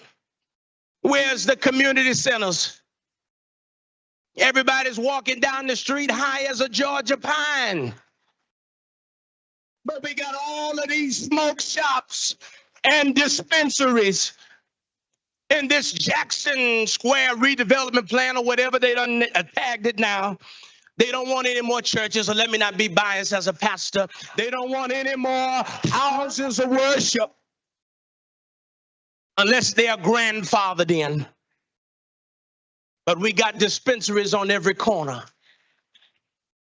or smoke shops on every corner. So I stand here tonight with a simple call to action: find the money. If we got to call Elon Musk in here to help us find it, find the money. Look deeper. Let's ask the question, where's the money going? The hidden costs, the unnecessary contracts. The people in our community can't even get contracts because we're favoring handing them down to our friend and who we're buddy with. And you got to be in this circle, in that circle. We owe it to the community to make sure every dollar spent represents an investment back into these neighborhoods, not just a benefit for the few sitting in power. We owe integrity so that no decision is made behind closed doors or at the expense of the public trust. And in my last minute, as I would say in my church, in my pulpit, I'm getting ready to close. I'm not here to point fingers. I'm here to ask all of us to do better, to have the courage to find a better look at the budget. And if you don't do anything else, find the money. And I'll say like Arnold Schwarzenegger,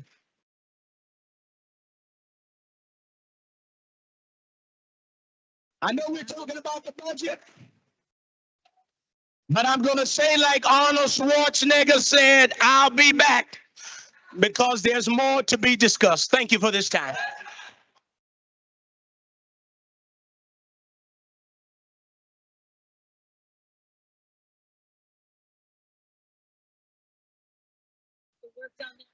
All the small businesses and engage. Hello.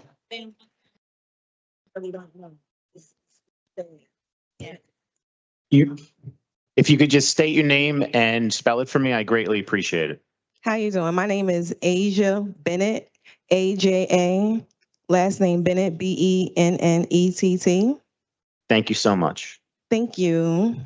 Good evening, panel. My name is Asia Bennett, like I stated earlier, and I'm a lifelong resident of Jersey City. And I'm talking in relation to the budget and to education and investing in the youth. It is very pertinent that we take time to invest in our youth and understand that in these times that, although like from Jersey City, I'm originally from Duncan Projects, okay?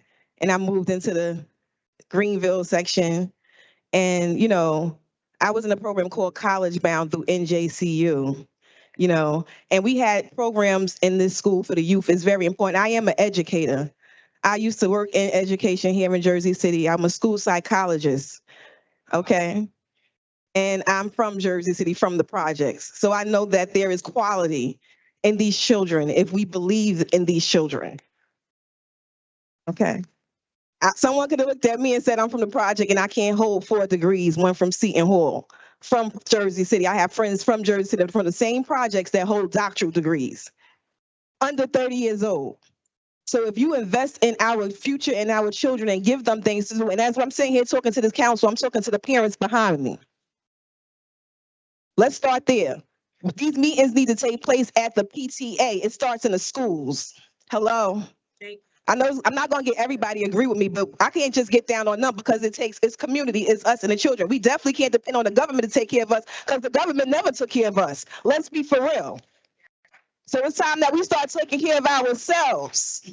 Don't depend on this government to do anything for our community. We have to start taking leadership of our own children and our own communities. We need to start right there. Okay? Let's be for real. We have to start organizing in ourselves, but as it relates to the city, because I pay heavy taxes. Okay? They taking half of my check. Okay? And I'm in a 6-figure range. I need y'all to understand that we need to take care of these potholes in these cities. We need to invest in these children. Okay? And we need to not look at the communities and where they're from and their demographics. Because I live in the downtown area, so I see the difference. There are events being held downtown weekly. There are sets up for they're set up every week. They're set up on Fridays for musicians to be playing in a pedestrian park. There's events every week. There's parades. I can't even sleep on Saturdays. There's always something going on downtown Jersey City. But Jersey City is Jersey City. And if y'all can find money and funds to have things and events downtown Jersey City, find things to do for the children where they are in Martin Luther King Drive and on the Hill. Find the funds for that. Because you find the funds for what you want to find the funds for. And that's all I'm going to say. Y'all be blessed and please do better. And give the children something to do in events for the children in this community. And parents, I need y'all to do better too. Thank you. Yeah. This is still a public hearing on the municipal budget. Any member of the public still wishing to be heard, please come up to the podium and state your name for the record. Oh, shame. Okay, I have a motion to close the public hearing on the fiscal year 2025 municipal budget made by Councilperson Gilmore, seconded by Councilperson Baggiano. On the motion to close the public hearing on fiscal year 2025 municipal budget, Councilperson Ridley. Aye. Councilperson Hewlings. Aye. Councilperson Baggiano. Councilperson Saleh. Aye. Councilperson Solomon. Aye. Councilperson Gilmore. Aye. Councilperson DeGise. Councilperson Rivera. Aye. And Council President Waterman. Aye. Motion carries 9-0 to close the public hearing on the fiscal year 2025 municipal budget. Before you go on, before we vote, I want the financial director to come and explain this budget. I know there's concerns about our cannabis funding, where that's going. Okay, those who have been laid off, how many people have been laid off, and explain to the public why, the process. And also youth. Did we hire any youth? Do we have money for youth? Because we always hire youth. So we need to know exactly all this that's going on. I'm quite sure you was writing down some of the questions and now the public need to hear the answers.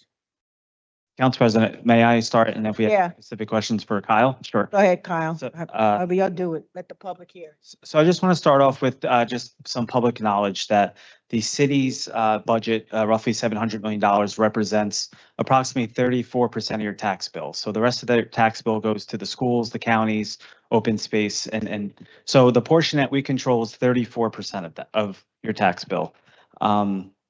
With that, just hearing some of the echoes of concerns for recreation budget last year as adopted was roughly $8 million.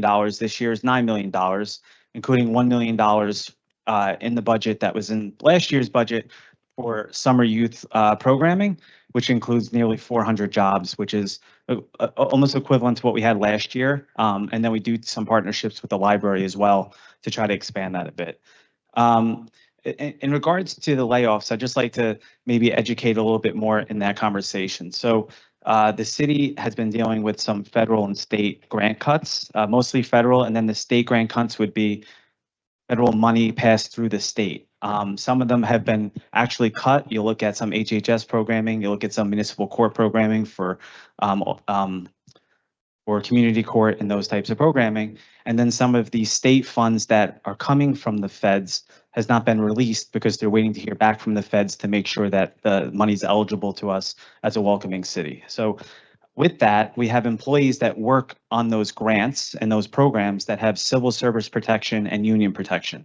So those are permanent employees that we can't, let go. So what happens with that is, as they're permanent, we have to shift them into jobs with their permanency, and that shift then becomes what we are able to take a look at. And what we're able to take a look at to facilitate some of those cuts and not raise taxes would be employees that are non-permanent civil service employees. They're basically what you consider provisional employees. And those employees have an ability to gain union status and civil service status, but have not done so either due to title discrepancies or their term of employment with the city. So that's how we navigate that perspective. Just going to the cannabis dollar amount, that would be facilitated in the trust fund portion of our budget. And at the last council meeting, we actually gave away $500,000 in micro grants to the community, facilitating those dollars. And that's all. Oh, wait, come on. Let them talk. You don't have to agree, all right? You don't have to agree, but let them speak, all right? He's trying to tell you where the money went. You don't have to agree, but let's hear it. Okay, you don't hear it? You didn't hear him? Okay, well, talk louder. They didn't hear it, okay? When it comes to the cannabis dollars, we received approximately $600,000 from the cannabis funds. And those were given out at the last council meeting, roughly 500,000 of those dollars, into organizations from the community that had applied for the grant and then each received $10,000 grants. So that money was already allocated. It's on the claims list for tonight. And the list of those organizations are available on our website. Y'all check that out now. Check that out on our website. That's where he said they went, the communities, all right?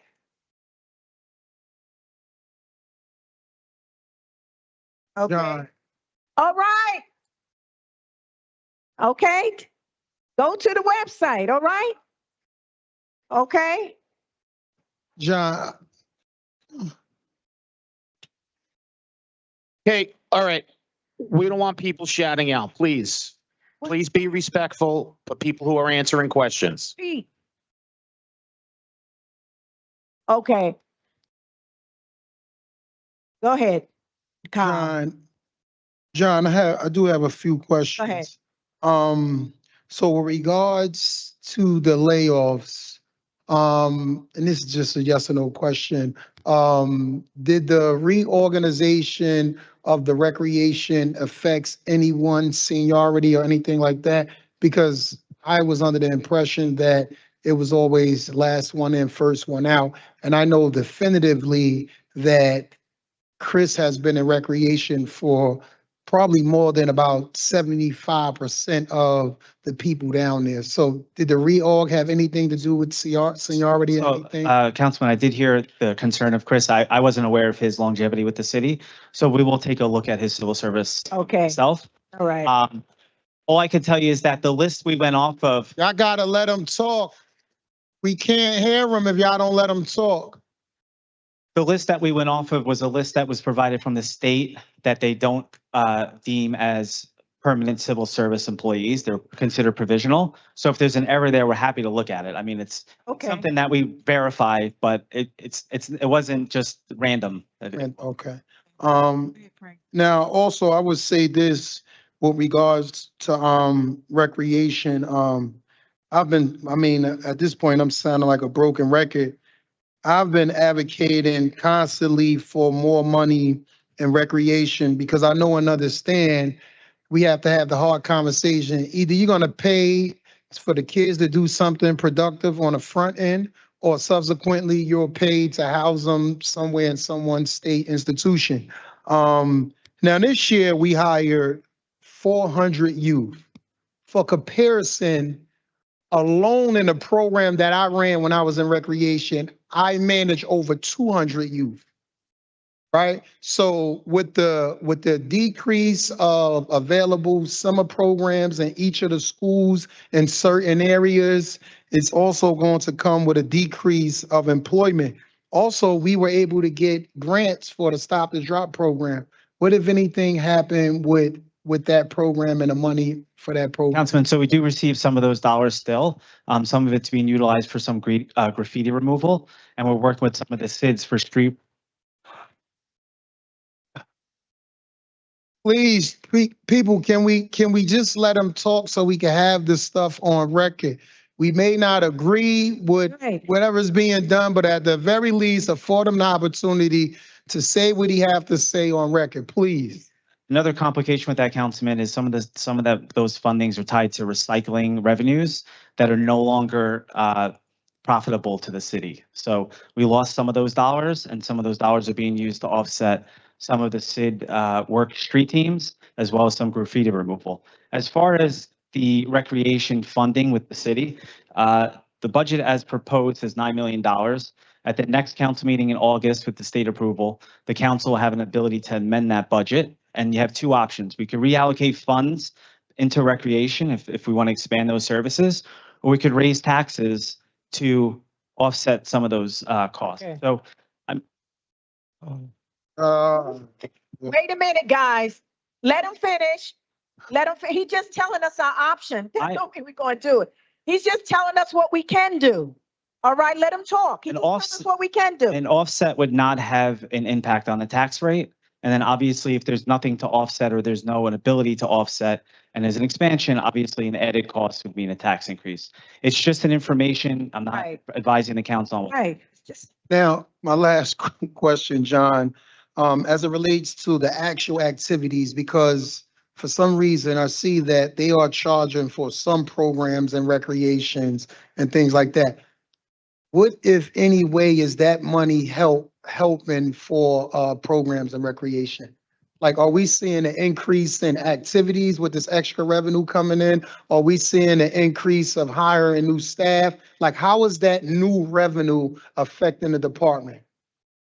Because we're charging for summer camps, then there's a fee to, there's registration fees, there's a bunch of different fees. Yeah, so Councilman, the way that it works is the state allows certain trust funds that if you receive user fees, they could be utilized back into a program. Recreation, it's not applicable, so it goes to our general revenue account. So the money we raise via programs and recreation goes into a general fund. And just so we clear, there's no definitive answer as it relates to if those funds will then be spent on recreation programs and or activities. Correct, Councilman, but we received $300,000 approximately in those funds, and the recreation budget's up $1 million. So indirectly, from an accounting perspective, it's not that way, but the increase of the budget could be offset with those fees.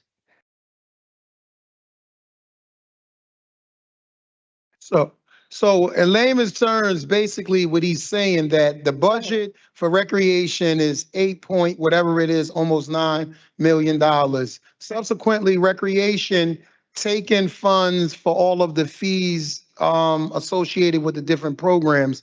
Now, that money that we take in, it doesn't increase our budget per se, but it comes back to the city. Correct, Kyle?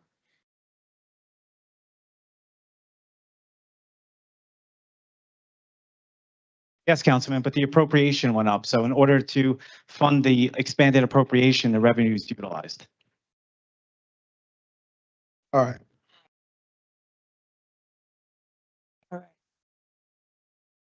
Okay, Sean. Okay, so before we move on to the public speaking portion of our meeting, I know that Councilperson Solomon has to leave a little early. So I'm going to take his vote on the rest of the items that are outstanding, and we're going to start with claims and addendum number 1. Aye. And on to our resolutions. But before I do that, is there any resolutions that are going to be withdrawn from the administration before we take Councilperson Solomon's vote? Yes, Sean, 1 second, sorry. Sorry to put you on the spot there, John.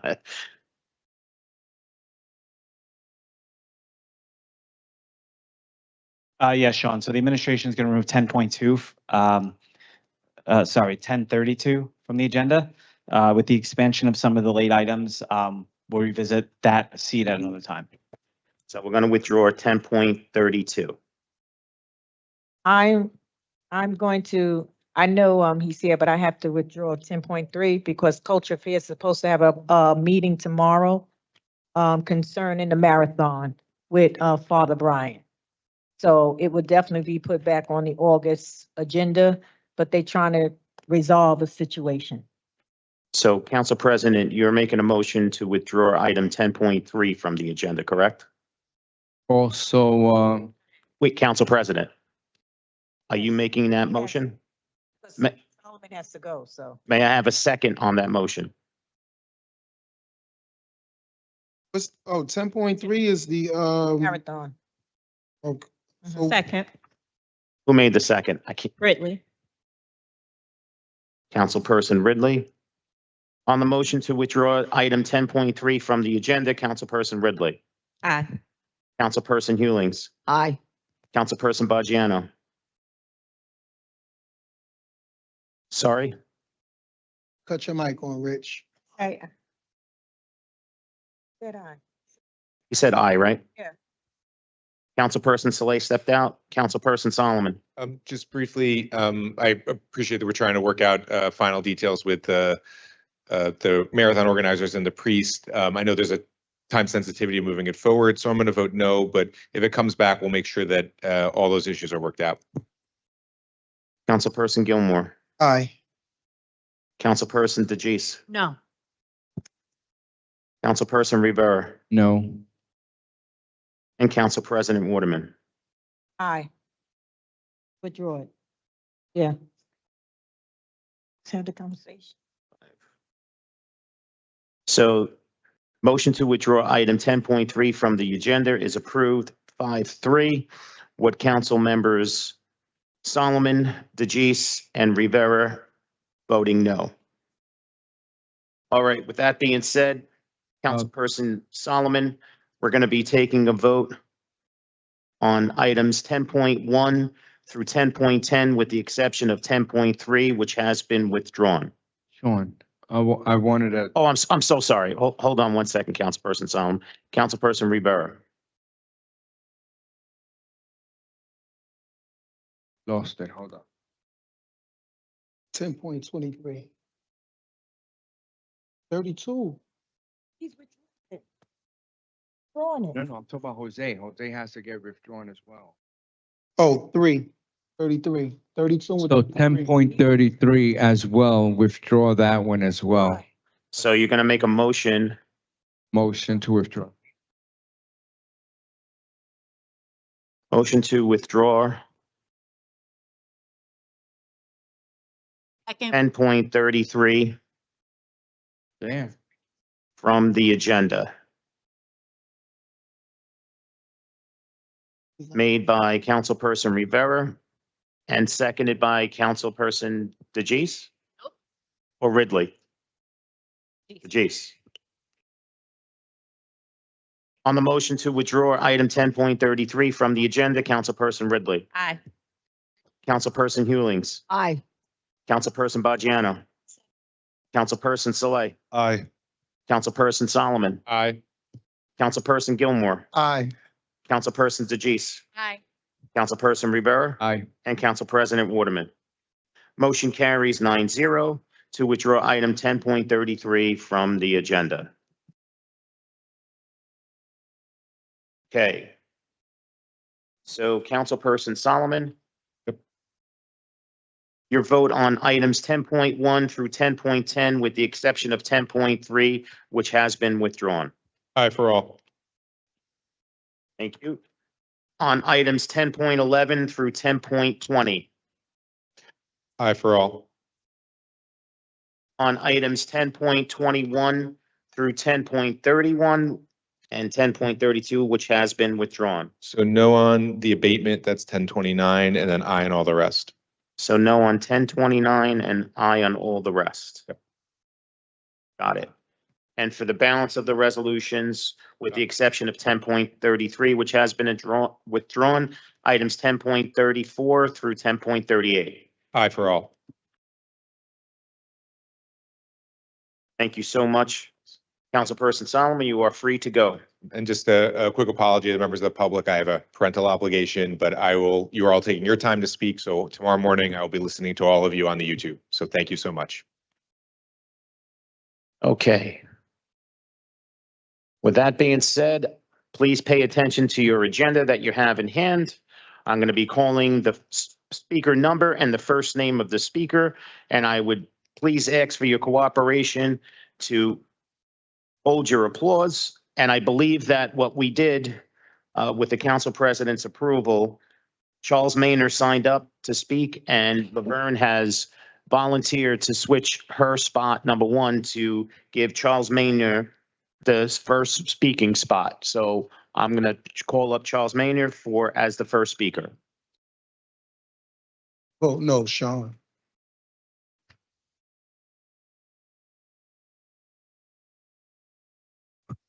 And Mr. Good Maynor, evening. Mr. Maynor, hold on one second.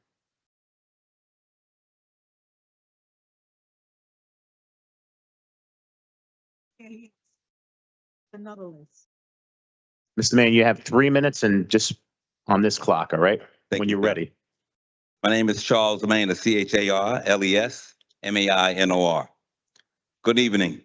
My name is Charles Maynor, as I said, and I am the president of the Jersey City NAACP branch. I come before you today to raise a concern that could drastically impact our community. A proposal that we understand will be brought to you for a vote sometime this year. We have been informed that there is a discussion underway to convert Ocean Avenue and Martin Luther King Drive into a one-way street. Let me begin by saying this. We don't know the origin of this proposal. We don't know who brought it forward. We don't know what direction the streets are expected to run in. We don't know whether there will be one-side parking. We don't know if there's plans to include bike lanes, jogging paths, or other adjustments. In fact, what's most alarming is everything we don't know. And that's exactly what the problem is. The one thing we do know is that we are tired of being disrespected. Disrespected because decisions are being made that will directly affect our daily lives. Yet no one from our community was consulted, no meetings, no conversations, no opportunity to voice our concerns or offer our input. Ocean Avenue and Martin Luther King Drive are more than streets. They are lifelines. They are the homes of multiple schools where parents drop off and pick up their children. They serve seniors who rely on accessible bus routes for their independence. Turning these streets into one-way roads without proper consultation risk isolation to our elders, disrupting families and creating unnecessary hardships for our residents. When you respect a community, you involve them in the process. When you don't plan for them, you plan with them. So tonight, we are here to say two things loud and clear. We are not in favor of these proposed changes.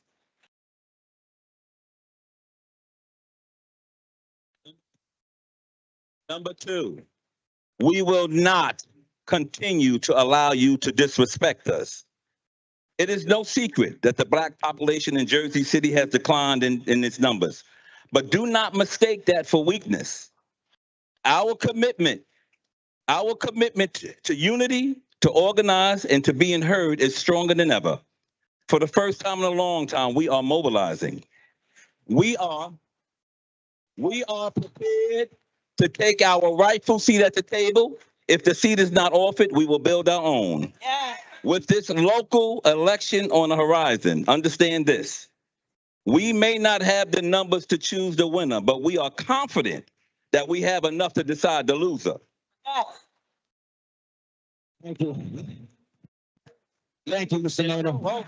Let me leave you. Mr. Maynard. Nothing about us is Mr. Maynard. without us. Do the right thing and Time is up. Thank you, sir.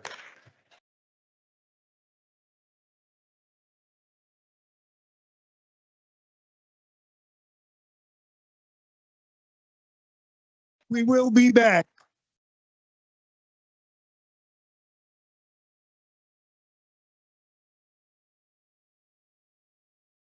Never vote for something like that. Take that way home, and it's now. You can't turn that into what? Yeah. I don't think any of us. That.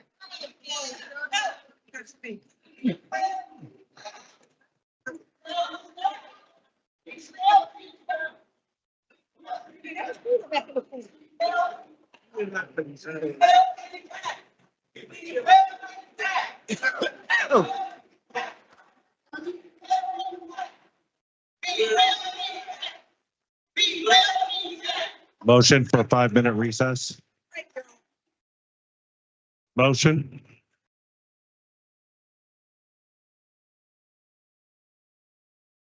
We're going to take a 5-minute recess while they exit. Thank you.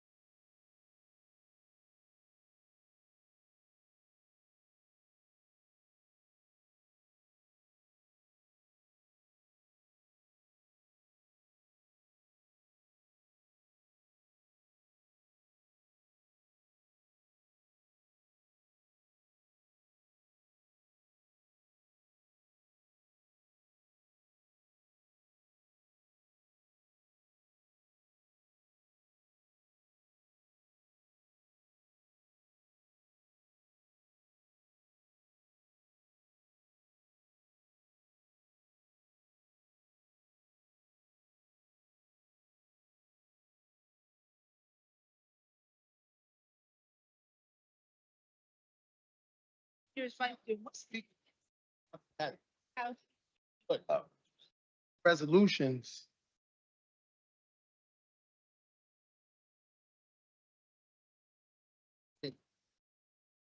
Why not?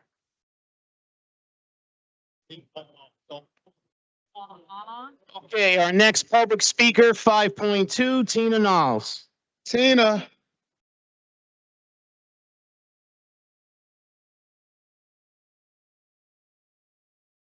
Hi, guys. Yes, my name is Tina. Yes, I do work for Education to Get More, but I'm speaking upon myself. Justice for Drew. Justice for Drew. Well, I thank you for educating our community. This had been going on a minute about the blocks. I guess now people are actually paying attention in the community. We've been doing this for a minute and we were trying to educate the community, but I thank God they still showed up and to interact and learn more about our community. I want to thank Ms. Webb for always donating to my safe spot with the food because our community need it. I wanted to let y'all know the 547 number, no good. The 211, no good. We need good leaders that can come into our community of what you did to explain to us of what go on in these meetings because a lot of us don't know what go on in meetings and we don't know how to explain it. So to see you take the time out and give us paper so we are able to bring the flyers out to the community to educate them, to let them know, I think that's a good thing as a leader. Don't forget, guys, we still haven't opened up our mental health. We need our mental health. I don't understand why the funds is so slow when it comes down to our community. I don't get it yet. Like I was still Ward F, like they said, our guys needed help. I've been talking about this for years. It's like constantly going over the same thing. Maybe we do need some fresh new people up there that understand of what we need for our community. Tomorrow is a good deed for tomorrow at Berry Lane. I want to talk about that. We already know what we're going in the community. I think we need a list of finding out who's doctors in our community, where we can get food from in the morning and at night, where we can get somebody to talk to because of the stuff that we're going through right now. I believe that we should come together. I believe we should use our voice. I believe we should get out in there in the community because again, we already seeing that our governor is failing us. It takes us as a community to work together and find out what we can do for our community. Again, guys, justice for Drew. Our next speaker, 5.3, Edward.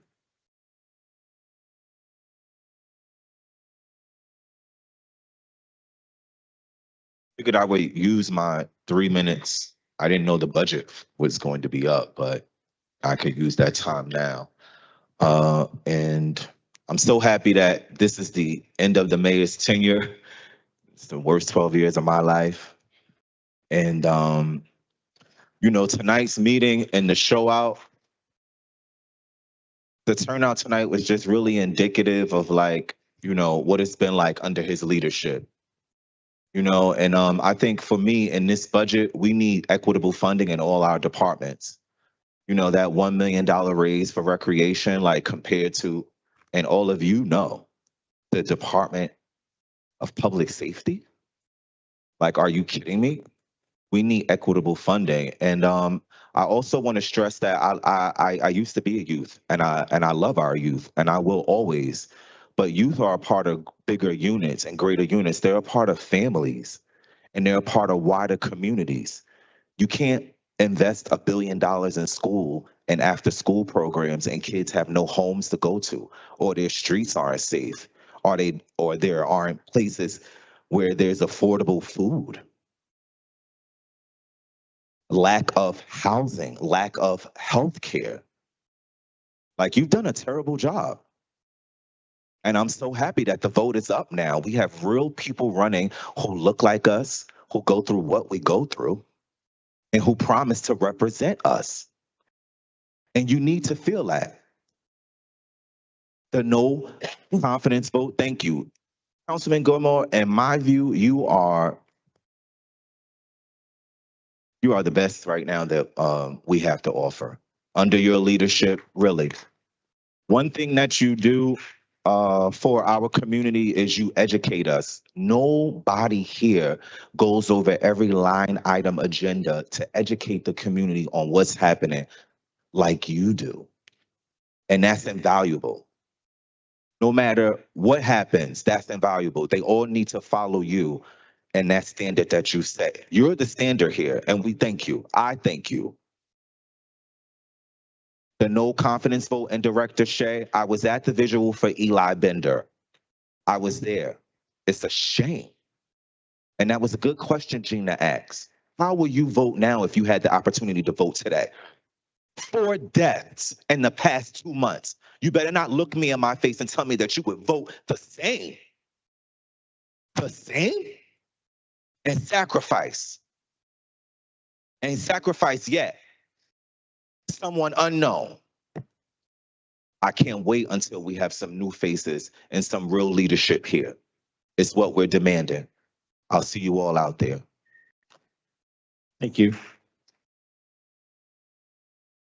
Our next speaker, 5.4, Gina.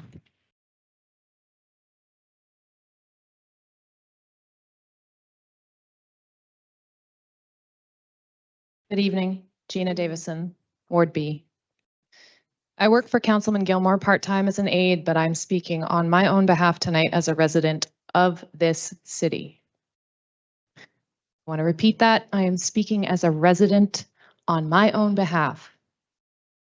So you're more than welcome to continue to call Mr. Gilmore and tattle to him about whatever I say up here. But he will continue to encourage me as a resident to use my voice. That's why I support him. That's why I support him whether I'm on his staff or not. And I want you to be assured any attempts to split up Team Gilmore will be met with solidarity. I want to talk about these accusations of the vote of no confidence for Public Safety Director Shea being political theater or symbolic. Political theater would imply that this activism was only happening during times of election, but Mr. Gilmore has been consistent in his support of us over the years. That kind of accountability taking is a regular day for him. The word symbolic describes half of the letters of and resolutions that get passed here in these chambers. We have flag raisings, we declare days, we honor people for their contributions to our city, all very important symbolic gestures. So our symbolic vote of no confidence for Director Shea was the beginning of us saying, this is enough.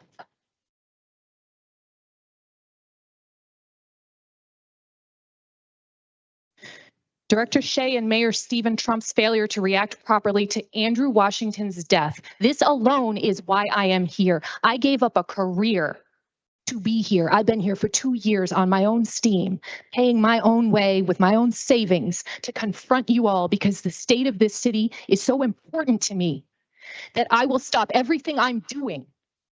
I don't want to be here. I don't want to be yelling at people for not doing their jobs. I have better things to do. But I have put my life on hold, my family's life on hold, because I've seen what y'all have done. And I'm so beyond disappointed, beyond in some of you.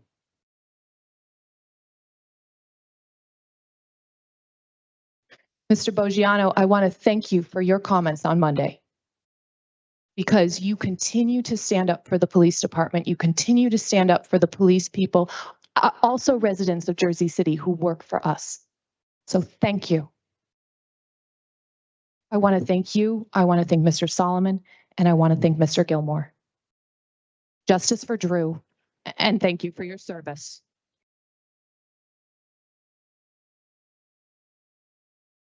Our next speaker, 5.5, Joseph. Is Joseph here? No? Okay, next 5.6, Zara. Oh, no. Next 5.7, Erica.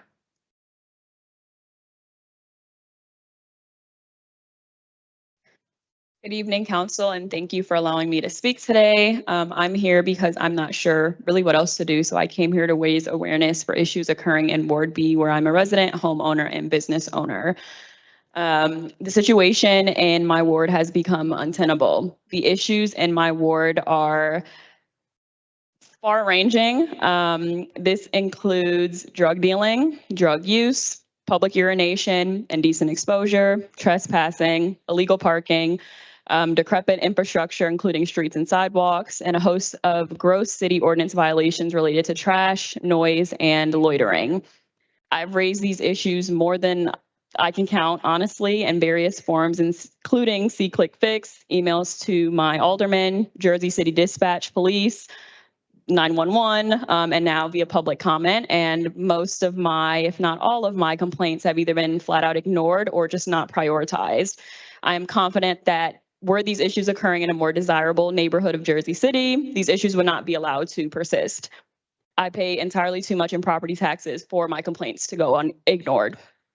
So the situations I mentioned are contributing to a general lack of safety for Ward B residents, including myself as a single woman, a decrease in property values for homeowners, a decrease in business traffic, and a general sense of just discontent with the neighborhood. What I'm asking for is for you to send regular police patrols through the ward, which I never thought I would say increase policing, but honestly, it's become to that point that it's that dangerous in my neighborhood. And I would say for me, it's between JFK and West Side. I think especially in the evenings and at night, and then have them stationed potentially at various locations. And I think fine and continue to fine those that commit ordinance violations. So including homeowners, if they allow their residents to park illegally, loiter, improper trash storage, and noise. A lot of times, especially with the loitering, there are 40, 50 people on my block that you cannot even drive down the street. A lot of times the parking is so bad, people are parked on the sidewalk. I have to walk in the street, have been almost hit multiple times, and I think that's just unacceptable. And then also take complaints like mine seriously. So when I'm complaining or calling, and I know a host of other people in my community complain as well, that things are actually done and problems are actually solved and fixed. Thank you. Erica, you said West Side and MOK. Well, West Side and JFK. okay. Yes. Okay, our next speaker, 5.8, Demetrius. Demetriadis Vandermark for the record. Oh, sorry. Okay. My last appearance here was on June 26th in reference to pedestrian safety and cleaning of parks, and particularly Ward F. As of today, no changes, no resolve. As I was told via email correspondence very dismissively by Councilman Gilmore that I needed to reach out to other city council members for assistance, that is what I am doing here today. My response to his email is, yes, we do need to have our community to clean effortlessly and together. But our tax dollars are to be used to ensure that our neighborhoods are consistently clean and that there are trash bins in more areas. We live in a city where socioeconomic discrimination, or the tale of 5 different cities in one city, is evident. People are waking up and are no longer living, as the philosopher Socrates has stated, living a noble lie. People are aware that they live in filth, while the 10% and the 1% live in abundant and immaculate areas where you could almost eat off of the ground. According to the National Institute of Health, low-income communities have historically faced environmental justice issues. More than half higher income counterparts have less social capital and have less available time to advocate for community-level environmental improvements. Furthermore, disparities in litter bins availability pose a public health problem, and there are numerous and significant neighborhood health issues. Please note that this was a study in 1980, and nothing has changed for the better. We do deserve better. So I'm asking that all city council members, and particularly Councilman Gilmore, enforce a consistent and frequent cleanup of the entire Ward F community with a workforce that is specifically developed around this initiative with a more abrasive approach. And also, let's please address the elephant in the room. We do understand that there is a contingency on making a one-way streets of MLK and Ocean Avenue. It's truly egregious to deprive residents of the southern wards of valuable information regarding these changes. So I'm asking all of the council members, what is your take or what is your input on these changes for MLK and Ocean Avenue? If anybody wants to speak, please.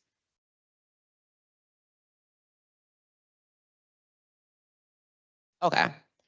Thank you. That's all. Have a great evening. Okay, our next speaker, 5.9, Diego.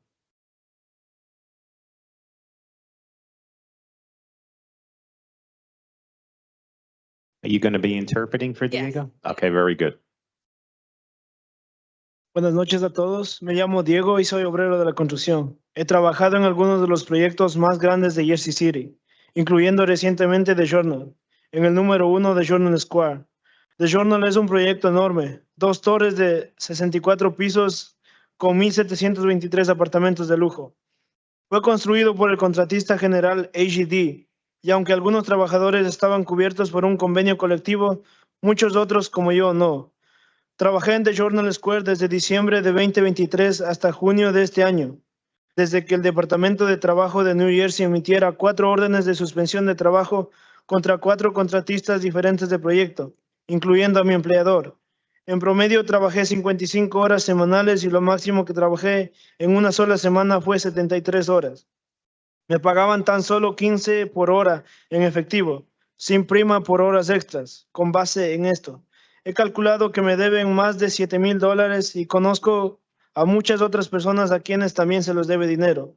Los inspectores del Departamento de Trabajo visitaron The Journal 2 veces y en ambas ocasiones los supervisores en la obra provocaron el pánico generalizado entre los trabajadores, ordenándonos a escondernos y amenazando a cualquier que desobedeciera las órdenes. Así, aunque el DOL esté investigando efectivamente los problemas salariales de Journal, me preocupa que la mayoría de los trabajadores que queden fuera del acuerdo por miedo a hablar. The Journal se menciona a menudo como símbolo del renacimiento y el desarrollo económico de Journal Square, pero para los cientos de personas como yo que trabajamos en este proyecto, siempre será recordado como un lugar de abuso y explotación. Right. Try to speak as quick as possible. I shall. All right. Good evening, everyone. My name's Diego. I'm a construction worker. I've worked on some of Jersey City's biggest developments, including most recently the Journal at 10 Journal Square. The Journal is a massive development, 2 64-story towers with over 1,700 luxury apartments. It was built open shop by general contractor AJD, meaning some workers were covered by a collective bargaining agreement, but many others, like myself, were not. I worked at the Journal from December 2023 until June of this year after the State Department of Labor issued 4 stop work orders against contractors on the project, including my employer. On average, I worked 55 hours per week, and the most I worked in a single week was 73 hours. I was paid $15 an hour in cash with no overtime. Based on that, I've calculated I'm owed over $7,000 for the time I worked there, and I know many others who are also owed money. The Department of Labor's inspectors visited the Journal twice, and supervisors caused widespread panic among workers, directing us to hide and threatening anyone who disobeyed orders. So even though the department is actively investigating wage issues at the Journal, a lot of workers are going to be left out because they were too afraid to speak. Thank you. Okay. Our next speaker, 5.10, Chris. Yes. Good evening, everyone. My name is Chris Capers. I'm a member of the Labor's Local 3. I'm here to stand in solidarity with Diego, my non-union brother. As you just heard from him, let me start by saying loud and clear that there is no excuse for billionaires, developers like Kushner companies, and experienced general contractors like AJD to allow wage thefts to happen to an individual like that. I have personally worked on AJD projects in the past as a union laborer on high-rise buildings right here in the city. These projects used to be good, but for the community, good health care for families and a pathway to a dignified retirement for hardworking people. But now AJD is using low-road subcontractors who are currently being investigated for violations, including worker misclassification, wage theft, failure to pay overtime, lack of workers' compensation insurance, and hindering the Department of Labor's investigation. As you heard Diego say, many of these workers are being paid cash under the table. This is robbing the city of thousands of dollars that should be going into public coffers for crucial and critical community resources such as public schools. We applaud you for taking steps to hold contractors accountable for paying a payroll tax by including it in the permit and certificate of occupancy approval process. I don't know if the Journal Square project has been issued a COO as of yet, and I would highly encourage you guys to verify whether Exxon Development Corporation, MJQ Drywall Corporation, 506 Painting LLC, and Olivia General Services LLC have paid their fair share. And this isn't a one-off with AJD. It's using many of these same subcontractors on at least 3 other active projects right here in Jersey City, being developed by more big-name developers like Panapinto and Natmar. We also know AJD has 2 more projects that are just getting started or right here in the city, as I stated. We are talking about hundreds of millions of dollars of real estate development. In closing, we at the Laborers Union are fighting back. We are building relationship with workers such as Diego, educating workers about their rights, helping workers file claims with the Department of Labor and other agencies rallying in the streets to expose AJD and Kushner companies for their greed and blatant disregard of state and local law. But we can't tackle this alone. We want to work with the city to fix this because we, the people, are saying development. Thank you, Chris. Jersey City. Thank you.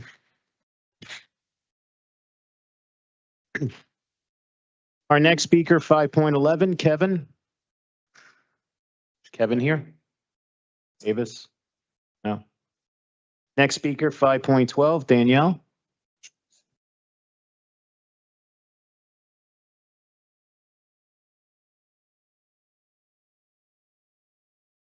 Good evening again. Let's start with a simple question. What are we paying for? Because right now, a lot of us are looking around Jersey City and asking exactly that. Dangerous intersections sit untouched. The chief engineer position has been vacant for over a year, and we're told there's no money for fixes, while crashes and close calls keep stacking up. On July 5th, a friend rode through the new Journal Square bike lane. 2 cars were parked directly in it under a no standing sign. I tried reporting it using the WhatsApp, which we were told works now, but it didn't. On Marin, a Port Authority Police Department van was parked in the bike lane again, unattended. And while Councilman Boggiano continues to make sweeping statements about the police department, what are we supposed to think when some officers won't even follow the rules themselves? If they can ignore basic safety infrastructure, how can we expect any real enforcement? But I do want to thank the council for the many street safety resolutions and ordinances now being introduced and voted on. They matter, but only if they're enforced and fully implemented. Paper plans don't keep people safe. Enforcement does. And in Bergen, Lafayette, and Ward F, there is still 0 protected bike lanes, 0 bus lanes, and almost no traffic calming measures. 3.5 years into this term. Why is it only now, as the mayor prepares to leave office, that we're finally seeing plans for one-way conversions to support bus and bike lanes? Meanwhile, as I just learned, that Ocean Avenue and MLK Drive are being converted into one-ways and during their entire length with no community meetings, no public outreach, and no clear explanation of how this serves the people who live there. If this city truly wants to address congestion and safety, it should look at where the injuries and bottlenecks actually are and consider targeting one-way conversions for those specific segments. Blanket changes across full corridors without community input risk creating more problems that they solve. So I'll end with this. I'll ask again, what are we paying for? We deserve a city that works, not just for ribbon cuttings and campaign flyers, but for the people who live here every single day. Thank you. Our next speaker, 5.13, Michael. Is Michael here? No? Next speaker, 5.14, Steve. Council President, members of the council, I'm here to speak on Resolution 10.3, which was tabled or pulled. So let me begin by saying yesterday I received an email at 4:43 p.m. from your assistant, Sierra McDonald, indicating that, council people Gilmore, Ridley, and Solomon were copied on it, that members of the clergy, primarily Father Brian Page, had reached out to your office complaining about the marathon. And that if I didn't reach out to Father Brian, then the resolution would get pulled. So I did reach out to him last night immediately after communicating to Sierra, and he and I exchanged 3 emails, all positive. I provided him an updated map, a turn-by-turn description of the entire route, and the estimated times of congestion on Grant. And then at 11:38 this morning, I received an email from Sierra saying, it's a go. I said, okay, great. But then at 1:47, I received another email from Sierra saying the council president is moving to remove the resolution from the agenda. Okay. So let me just give a very brief history, is that back in February of this year, Father Brian Page communicated with all of you his displeasure with the marathon. He made 2 suggestions primarily. One, move the date. We met with Director Shea, Tawanda Moody, and Christina Goodman, who said any other day would be not good for business, for the community, and so forth. So that perished that thought. Then he said change the route. Father Brian Page is not a traffic engineer, nor is he a race route specialist. This route was created by 2 United States Association of Track and Field authorities and 1 international gold standard authority who certifies races for Olympic trial qualification, the New York Marathon and the Philly Marathon. So after that, what we did is we met with Father Brian, we communicated him, we hired extra flaggers, we put 4 at Jersey, we put 4 at Warren, and we have a statement from the Flagger Corporation saying that on Marathon Day this year, 30 parishioners identified themselves as crossing. 21 of them had gone to St. Peter and Paul, who we worked very splendidly with Father Solomon. In addition, we hired 2 vans to transport his parishioners from Jersey to LLC and St. Peter's and Paul Orthodox Cathedral. 21 people took advantage of that. 17 were from St. Peter's and Paul. I received 6 emails from his parishioners. 1 was from out of state. 2 I persuaded to sign up for the race, and 3 we provided direction on how to get to church. Long story short is I hope and pray. Lastly, we hired Lee Klein, who many of you know is a traffic engineer. Also, we're working with New York Waterway to provide ferry service from Port Liberty and Thank you. Paulus Hook. I hope in August we can get this done. I love you. Take care and have a great night. Back August. I'll just have to meet. Okay, our next speaker, 5.15, Corey. Left. 5.16, Essence. Good evening, council. Good evening. So after hearing some of the numbers that we've discussed tonight, I must say, some may say that they're not a mathematician, but unfortunately, I have a great love for numbers. And, being possibly the only Black student in a Cal 2 class in her senior year of high school, very honored to have a Russian professor that taught me very, very well. Now, you're telling me that we have a $700 million budget for this city. 34% of that comes from taxes. So that's $238 million.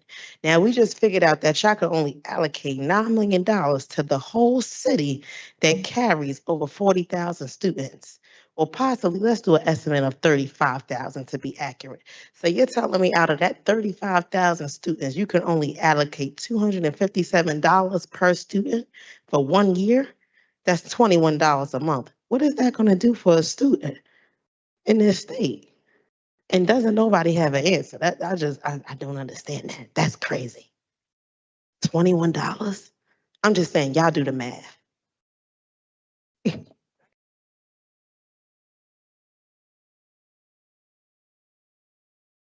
Our next speaker, 5.17, John. Thank you. Next speaker, 5.18, Doreen. She left too? Okay, 5.19, Cynthia. It's gone. 5.20 is a duplicate of 18. 5.21, Sean.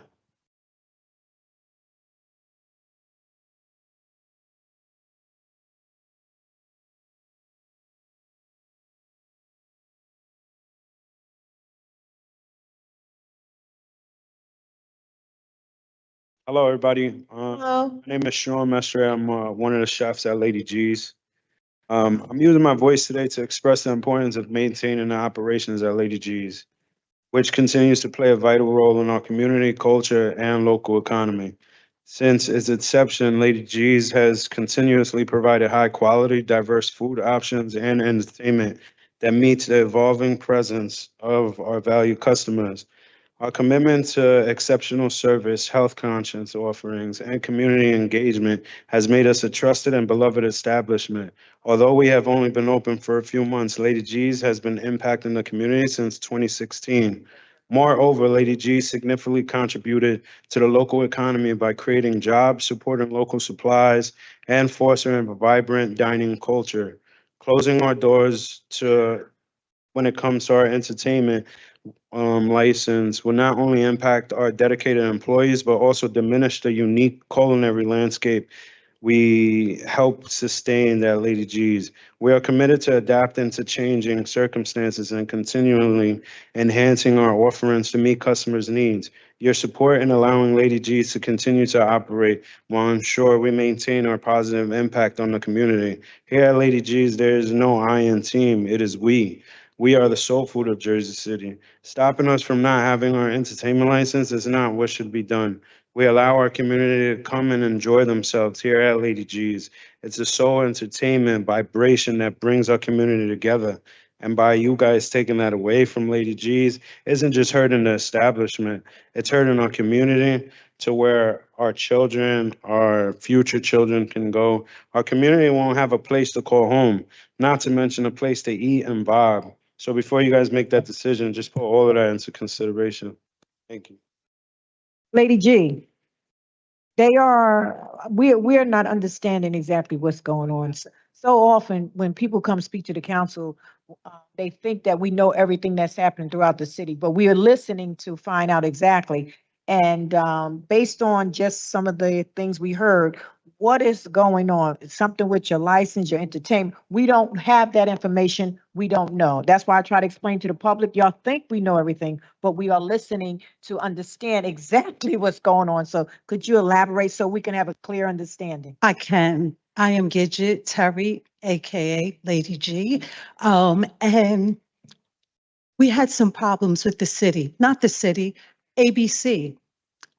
They said that we couldn't play music without an entertainment license. Nobody told us that when they handed us our liquor license. They're actually handed out in the same building. They didn't give us a guideline. We had a lot of issues to get the liquor license. It took me over a year and a half to get the license. You know, the troubles that we had. And after getting it, we never got details of what we could and cannot do. We found out 4 months into business that we couldn't have a DJ, although it was previously a lounge that played music, had comedy, and all sorts of things. We assuming the same building, that we could do the same. We found out different. So we applied for entertainment license after they told us we had to have one, and then they denied us. Did they give you guys any reason for the denial? Well, they said that it was because there was some conditions from ABC. The entertainment license comes from Commerce, not ABC. So we don't understand why ABC has a decision making on entertainment. Okay. What were the conditions that They said that we were playing music without a license. so they're giving you prior stuff? You got it. Okay. They said So that we were we'll- playing we'll- music without a license. We were being a nuisance because the police had to come to the building over 70 times. When they gave us the paperwork for these calls, there's a tenant on the second floor and the third floor that have medical issues, and they call a lot. So what we're gonna do, I mean, from my office, I'm sure that, other council members will probably reach out. Based on the fact that you didn't know, what was the outline of all of this, because it's true, you can't have it if you don't have that information, they're not allowed. So it's unfortunate that, you went through this without knowing anything, right? Knowing anything about that. Right. So my office will call, we'll speak to Commerce and we'll see if we can iron out and, just to get you back on track, and just, but then I'm sure they're gonna give you the pamphlet of rules and regulations that you will know now. Yes. Okay. Thank you, Lady G. Thank you. Appreciate you. Send us some empanadas. And Lady G, hello? Let me just tell you something from the dais. I don't usually do this, but you guys have some serious, amazing empanadas, man. Thank you. Thank you.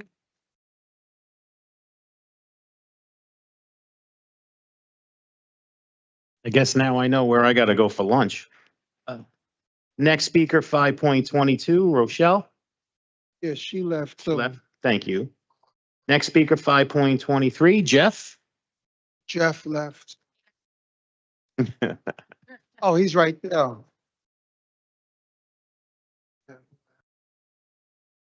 My name is Jeffrey, last name D-U-B as in boy, L-I-N. Good evening, council people. I'm here to talk about the MOK in Ocean Avenue.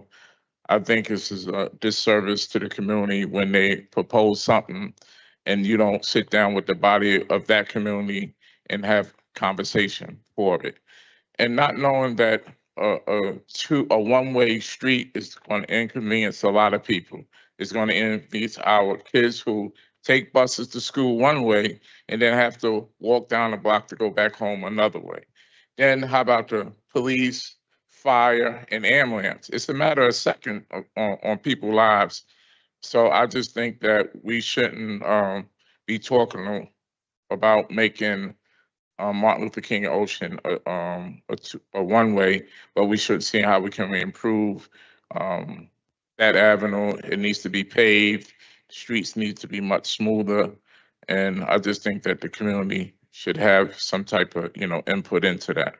And then I want to talk about just Lady G's because it's not too far from my house and they do have great food. And sometimes when you open a business, you don't give a person a handbook, or you can't do this, you can't do that.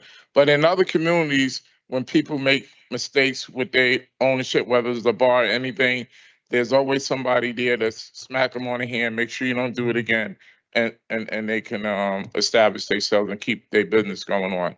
They do a wonderful business. They right next to PS20 school, so they interact with a lot of our young people in that community. And I go by there, every day on my way home. And you're right, Danny, they do make some great empanadas. But we just want to make sure that they get a fair share and a fair shot to keeping their business, open. So, and I know I know any body of government, anything, you're gonna look into it and you're gonna find the answers, but they shouldn't be penalized for something that they didn't know. And they're looking to willing to correct it right away by getting a entertainment license. So that should be in their favor. Thank you. Don't go there every day.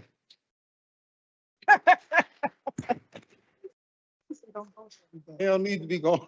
Our next speaker, 5.24, Robin.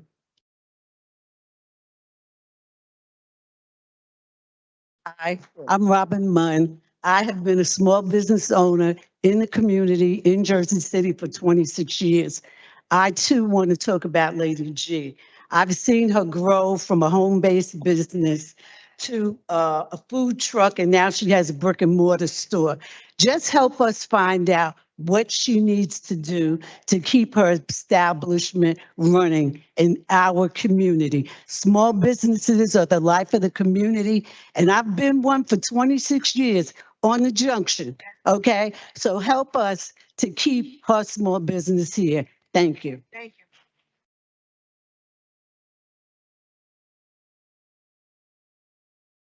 Our next speaker, 5.25, Brenda. No. Next, 5.26, Pam.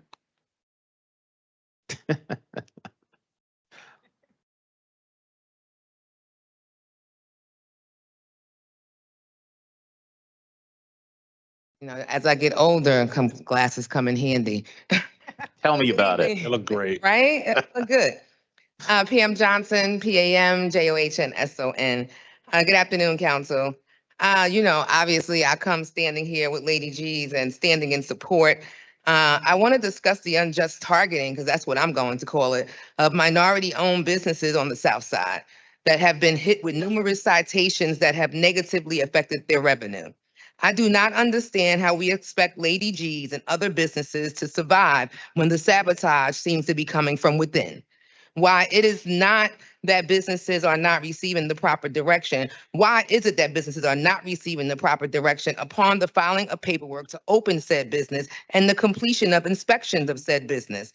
How is it that we made departments and created divisions to help small businesses and specifically minority businesses, but they are not receiving the information that they need to successfully continue that business and thrive successfully? This is not the first business that has been going through this, and I need you to look into this further so you can properly support businesses like we promote that we do in this city. Now, I'll pivot again and discuss the frenzy that was stirred up in the community with the talk of changing Dr. Martin Luther King Drive and Ocean Avenue into one ways. I'll say three things. The community doesn't want it. And I know because we've been meeting, organizing, and strategizing just in case this ever makes it to the agenda. Since this is the third time it's being whispered. Where is the traffic study? We haven't seen it. And where are the community meetings? Because we haven't had any. And we'll be at the one that Frank is hosting next month, though. But that's the only one we know of. We won't be left out of the conversations, and you can take tonight as the crowd that was here as you all being put on notice. Thank you.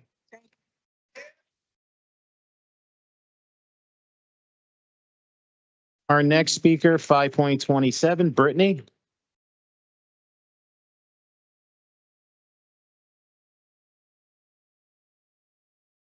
Good evening, Council.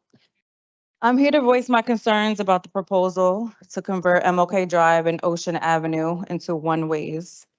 I think it's very irresponsible to spread this message without a plan and without engaging with the residents. It will impact the most. The South Side is really tired of being left out of the conversation. Residents are frustrated and they're tired of being ignored and consistently disrespected. I know that this one is not the council's fault, but I urge you to ask the administration for a traffic study and multiple community meetings to be held before any ordinance touches the agenda to be voted on. I also stand with Lady G's and ask the council to help them get what they need to keep their business running. Thank you.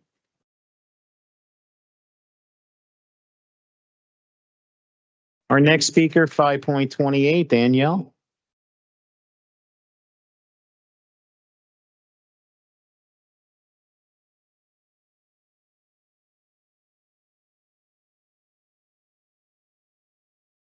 Good evening.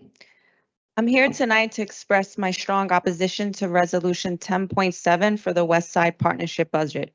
At first glance, this $545,000 budget may appear comprehensive, but a closer look relieves a serious lack of clarity and accountability. There are line items labeled maintenance and sanitation and public activations, yet no breakdown of what these actually mean for residents. What exactly are we getting for $125,000 in sanitation or $45,000 in quality of life supervision?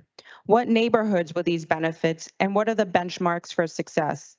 The West Side has long struggled with real quality of life issues, neglected lots, inadequate lighting, broken sidewalks, and dangerous intersections. None of that is addressed in any meaningful or transparent way in this budget. This plan seems heavy on vague administration costs and beautification efforts like banners and signs, while the real concerns of residents go unaddressed. There's also $73,000 allocated for holiday decorations, yet nothing here to show how we're investing in actual long-term infrastructure or safety. We deserve more than smoke and mirrors. We deserve answers, specifics, and measurable outcomes. Our community is not a line item. It's a living, breathing part of Jersey City, and right now it's being shortchanged.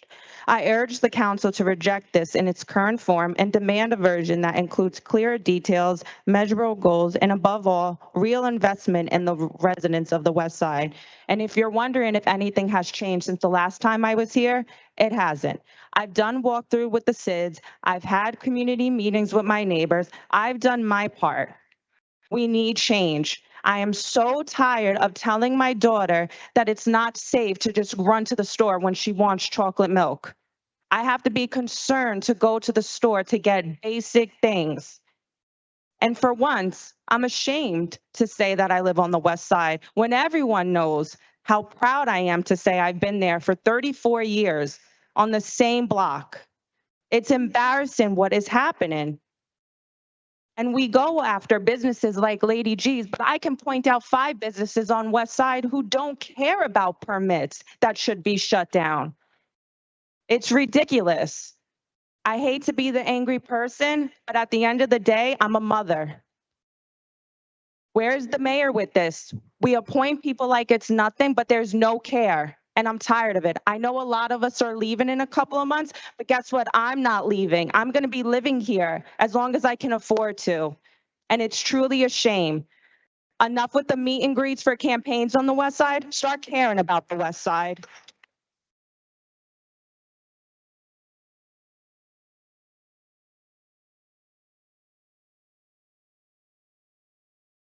Our next speaker, 5.29, Gidget. You gotta come up if you hear. You hear, you have to come up. Now, I'm only putting you on. Listen, Councilman Gilmore likes to fool around a lot. So, he says people are not here even though they're here. You got to get his humor, okay? But thank you. Sorry, Councilman Gilmore. Next speaker, 5.30, Kevin. Kevin left, right? Attorney is here. He's not a lawyer. Good evening, council. The third time tonight. This is my 59th time speaking before you, our group's 61st appearance. When I started in November 2022, I was just Kevin, a renter. Since then, the titles have really stacked up. President of the Portside Towers East Tenant Association, chartered member of the New Jersey Tenant Organization, elected Jersey City Democratic Committee member, director of the Office of Tenant Landlord Relations, representative plaintiff in the largest antitrust class action in American history, named plaintiff in the largest rent control class action ever filed. I'm also still not a lawyer. A title I needed because apparently I was advocating too hard for the truth. 2 weeks ago, another title. Michelle Hirsch and I are now appointed co-chairs of the Jersey City Democratic Committee's Subcommittee on Civic Engagement, kind of like civic engagement at large for the whole city. We're building a ward-by-ward accountability machine. Every neighborhood, every district, everyone seeking election will face organized constituents who know exactly how you voted when it mattered, whether you voted the will of the people or for the Pompidou. This Sunday, we're being honored again, Advocates of the Year. I appreciate it. I do. But I also find it deeply troubling. More awards for work the city refuses to act on. Not one fine collected, not one problem actually solved. So let's talk money. Section 260-17 says violations affecting multiple tenants are separate violations as to each tenant. Chapter 260 covers more than just rents. It covers harassment, that's 260-7. Lack of security, 260-7A. And any withholding of legally required services, 267, 260-14. Every violation demands a per tenant per day fine. No superintendent for 86 days, that's 527. Well, that's just units. It's actually a per tenant fine. But let's say 527 units times 86 days, that's 45,322 violations. At $2,000 each would be $90 million. No security guard. Well, if it affects every tenant, and if it's legally required, another $90 million. Illegal rent, $90 million. Hidden code violations, $90 million. We're talking, well, get rid of 6 out of 7 of those violations, $100 million from one landlord. While you debate laying off employees, when you consider whether or not to charge for public pools, whether mental health service should be funded, take $50 million and fund the right to counsel. Take $10 million, build affordable housing, give us a $5 million grant to run an Office of Tenant Landlord Relations. Thank you. Thank you. Our next speaker, 5.31, Daniel. This is my 28th time giving a speech in front of you all. My first speech was in February of 2024, and in 11 of my last 12 speeches. So my speech on December 11th of 2024, January 15th of this year, February 13th, March 12th, March 26th, April 9th, April 23rd, May 7th, May 21st, June 11th, June 26th. On each of those occasions, I discussed the fact that we still don't have 24/7 uniform security in Portside Towers, despite the fact that Chapter 218, Article 1 of the Jersey City Code of Ordinances states very clearly that every owner or agent of an owner of a multiple dwelling of 100 or more units shall furnish a minimum of 1 uniformed security guard for each residential building. On December 11th of 2024, January 15th of this year, February 13th, March 12th, March 26th, April 9th, April 23rd, May 7th, May 21st, June 11th, and June 26th, I pleaded with all of you to do something about the fact that my landlord, Portside Towers Equity Residential, is blatantly violating Jersey City law at the expense of the safety of myself and my neighbors. On January 15th of this year, Councilmember Daniel Rivera told us, quote, "That security stuff is very, very important, and we want to make sure that you know that we're hearing you." At the council meeting on June 11th, 35 days ago, Councilmember Richard Baggiano stated that someone in the city should be fired. This came after Corporation Counsel Brittany Murray noted that Equity Residential has over 100 violations that had not been adjudicated due to issues such as failing to appear in court. Councilmember Saleh, 35 days ago, you also said, quote, "I hope everyone on this council reaches out to the municipal prosecutor's office after today and pushes to have these violations prosecuted." That was 35 days ago.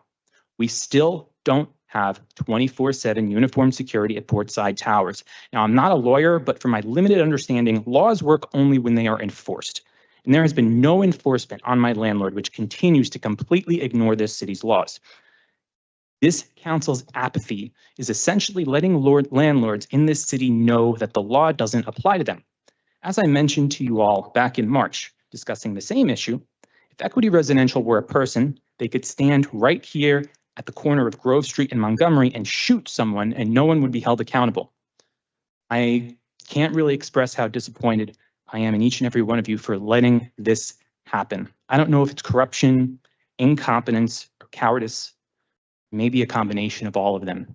You heard from all of these residents of Jersey City tonight who are struggling because of all of these money issues, and we have such a simple opportunity. All we have to do is enforce these cities' laws, collect these fines. It's so simple, and I don't understand why you all can't just make that happen. Do better. Our next speaker, 5.32, Aaron.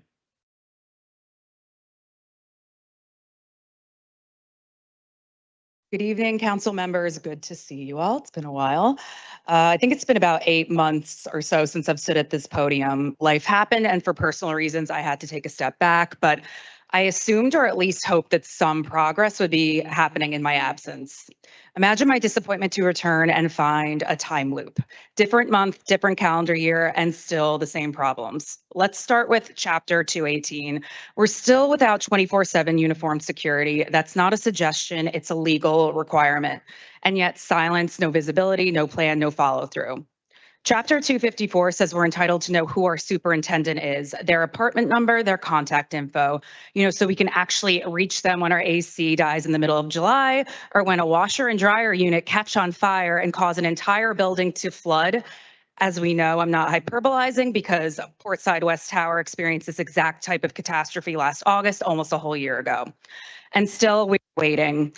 Inside our homes, mold, pests, appliances that are on the verge of breaking or sit there non-functional waiting for repair. The rest of the building's shared amenities are dilapidated. I'm not exaggerating when I say the handle on the door leading to our laundry and trash room is hanging by a thread. Like the handle is like hanging off the door. There's something about that door handle that really bothers me, and I think it's because it's completely representative of the lack of care for the building and respect for its residents, which seems to be at an all-time low.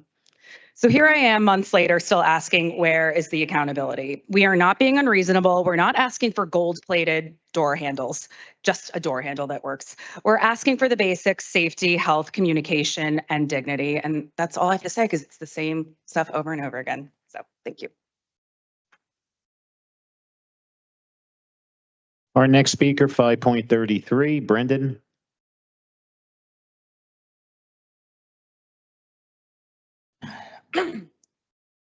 So months back, I asked you if you want, I asked the esteemed city council if you want to do a fun bike ride with me through our favorite city together. Yet every one of you declined. Even with the promise of e-bikes, you all declined. Some of you even said it was unsafe. And a month ago, Eli Bender, a 6-year-old child, was killed by our esteemed city council, aka the people who declined. Oh, and of course, the driver who was driving the vehicle.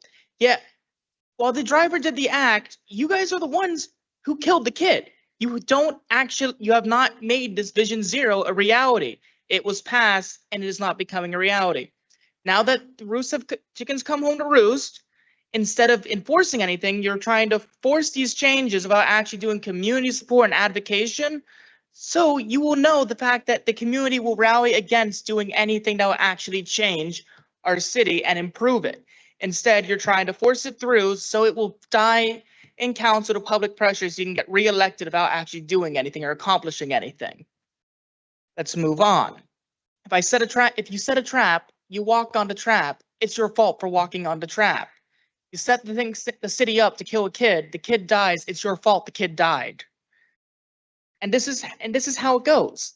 The city council will set things up so people will suffer, claim to fix it, and then never enforce it. If I put the electorate in a maze where if you made the wrong turn, you got shocked, so you can make a different turn, you'd repeatedly go make the right turn into the electric wall until you had a heart attack instead of turning left. Repeatedly, as seen by the fact that the city's bond rating has been downgraded again and again. You have multiple ways to get revenue from people who are being bad actors in your city, and you are doing nothing. You aren't pressuring corporate counsel. You aren't pressuring our prosecution department. You are doing nothing but saying empty platitudes and trying to focus everybody on turning a two-way street into a one-way street. Frankly, I believe it should be a one-way street, but the way you're going about it is only happening so you can avoid doing anything and changing it. You're trying to force it through, making sure the electorate stays unengaged or is happy that you stopped your own decision to get reelected because you're cynical and don't understand how to actually govern a city. Thank you. Goodbye.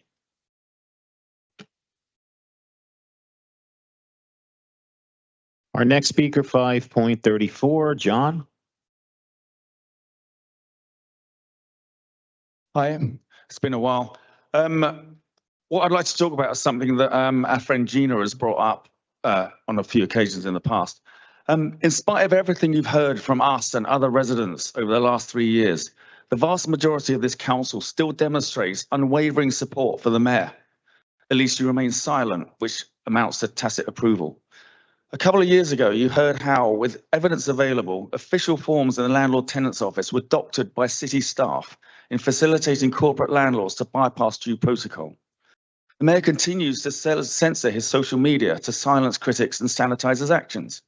Regarding the Rent Levelling Board's unanimous decision that Portside is not exempt from rent control, Philip told the local press there is a stay in court on this decision. You know that that was a lie.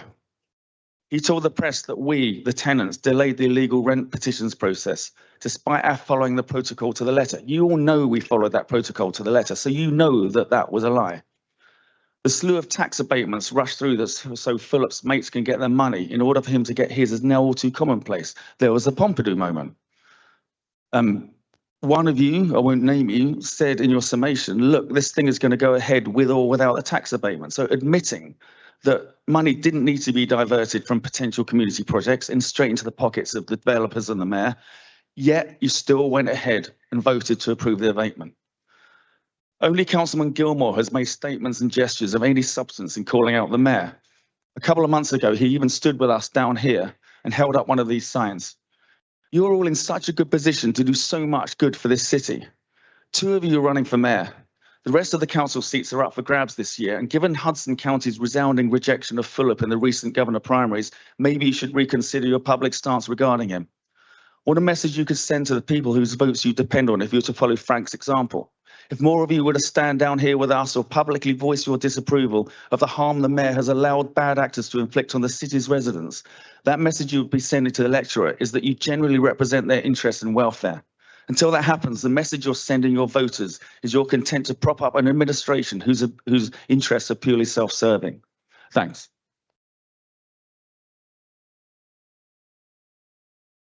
Our next speaker, 5.35, Drew.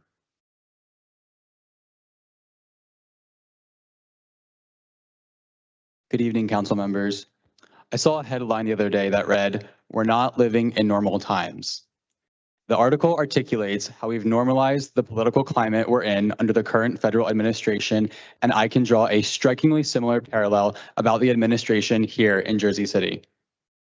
Are we just going to pretend that not following the law is common practice? Nobody stands above the law, and nobody should try to evade it. Not the president, not me, not other constituents, and certainly not you. You're our beacon, no? We come to you when things go awry. If you can't follow the law, how do you expect anyone to? How do we know what's fair game in the city code and what's not? We can't simply cherry pick these laws we follow, or can we? That's what seems to be happening. 20 years ago, Census Tract 75 in downtown Jersey City was home to a vibrant working class community. Black, Hispanic, immigrant, low income. Families who built their lives here, who raised children here, who held the city together through hard times. Today, that same tract tells a different story. From 2000 to 2020, median household income in Tract 75 tripled from $45K a year to over $140,000 a year. The poverty rate dropped from nearly 20% to just 4%, but don't be fooled. This wasn't upward mobility. This was displacement, and all in the span of a single generation. Black and Hispanic families were not lifted out of poverty. They were priced out of their homes, replaced by higher income residents, mostly white and Asian, as new luxury housing replaced affordability, and as landlords raised rents well beyond what the law allows. This didn't happen by accident. It happened because this council and the administration failed to enforce Rent Control Ordinance 260. Again and again, tenants brought evidence, illegal increases, unregistered units, non-compliant landlords, and were met with silence or delay. The result, a textbook case of gentrification. Housing tenure shifted. Renters who once made up the backbone of the neighborhood were replaced by wealthier newcomers. Community bonds were severed, generations uprooted. And through it all, the city had a tool, Ordinance 260, a clear enforceable law, but a law unenforced is no law at all. So I ask you, who is the city for? If it's only for those who can afford $4,000 a month, one bedrooms, say so. But if you believe in equality for all, if you believe the city is for everyone, then you must act.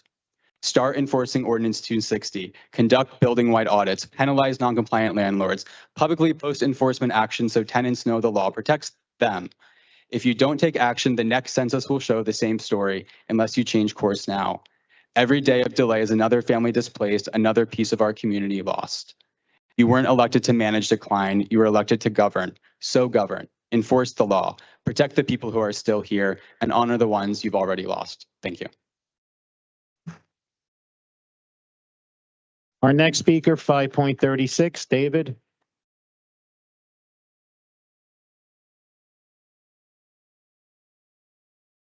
Good evening, again. I see there 6 council members are currently here. I appreciate you. I have been a tenant at Portside Towers from 2005 to 2007, and then again from 2021 to the present. During that time, the owner, Equity Residential, they have both done those things that they should not have done. They have also left undone things that they should have done. In that second category, things they haven't done is they have not provided us with the name, apartment number, and phone number of a superintendent for each building. In fact, not any of those 3 things for any building. So that's 6 things. Instead, what they do have is they have an emergency voicemail system. So if there's an emergency, you can call up and, if your building is on fire, press 2. If your building is flooded, press 3. That sort of thing. Interestingly enough, this was recently discussed in an episode of the television show Rick and Morty. And if you're not familiar with the show, it's a wacky sci-fi comedy where every premise is outlandish and crazy and could never happen in real life. So what happens is one character reprograms someone's phone so that when they call an emergency number, it goes to an answering machine. And at the end of the episode, we hear back, this sort of increasingly frantic messages that the person has been leaving as they're trying to reach an emergency number. And at the very end, they say, I'm starting to think that 911 shouldn't go to an answering machine. And I agree with that. And so I would ask you to perform your oversight function and require, our landlord, Equity Residential, to follow the same laws that everyone in the city has to follow. That's all we're asking for. Thank you.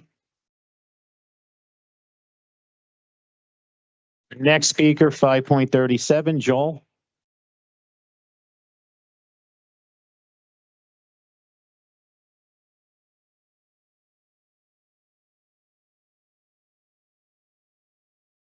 Good evening, council members.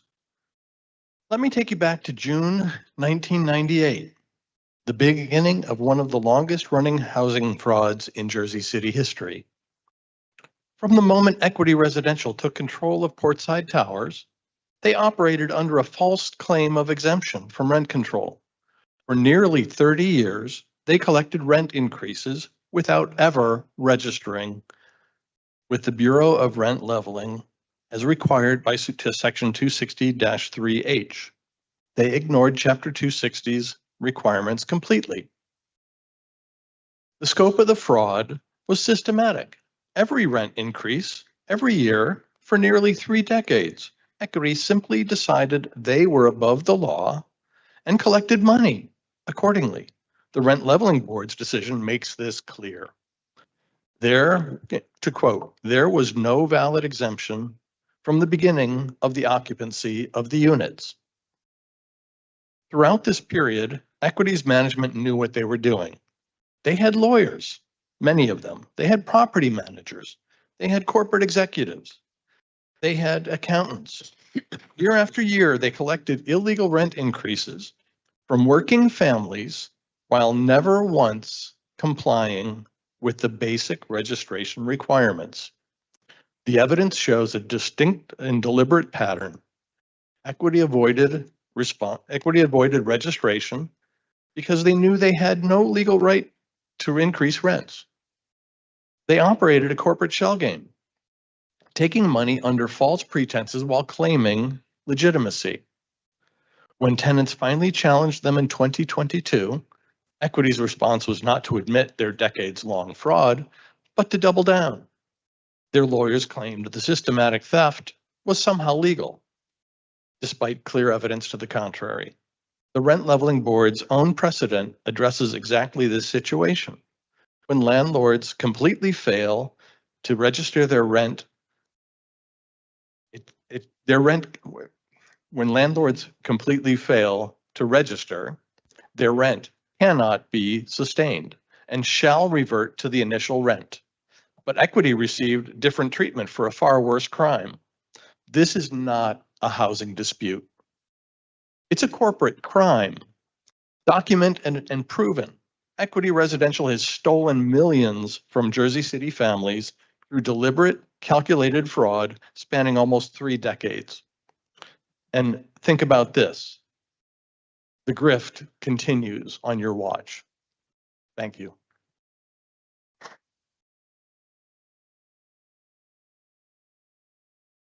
Our next speaker, 5.38, Suvi.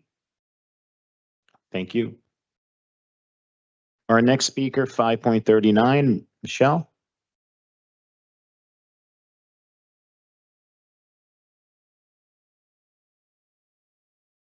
Good evening. My name is Michelle Stenmark, and I live at Portside Towers West. I am a flight attendant. Welcome aboard tonight's investigation into Equity's residential flight 1998 Destination Justice. Please direct your attention to the safety information regarding corporate fraud. Your attention, please. Chapter 260, Section 260-3H clearly states that the landlords shall register the rent roll with the Rent Leveling Bureau in order to qualify for any rental increase. Please familiarize yourself with this regulation now. For your safety, please note that the Rent Leveling Board anonymously determined that neither Portside buildings has ever been exempt from rent control. In case of emergency, please know that the Rent Leveling Board has set precedents that when landlords fail to submit their annual landlord registration statements, their rent cannot be sustained and it shall revert to the initial rent. This is your standard procedure for all non-compliance of 260. Seatbacks and tray tables up as we review Equity's failure to follow notification requirements. State law mandates landlords to inform tenants about these exemptions in every lease. Since Equity never had valid exemptions, these notifications were fraudulent. Electronic devices such as 30-year fraud schemes must now be turned off as they interfere with Jersey City's rent control system. Flight attendants, please prepare for departure. Council members, we are ready for takeoff toward equal justice. Please keep your seatbelts fastened as we may experience turbulence from corporate resistance. From all of us at Portside Towers, thank you for flying with tenants' rights. We know you have a choice when enforcing housing law, and we appreciate your choice in justice. Our flight time to accountability is 30 years overdue, but we could reach our destination actually tonight. Thanks to you for your attention, and we'll be taking off shortly.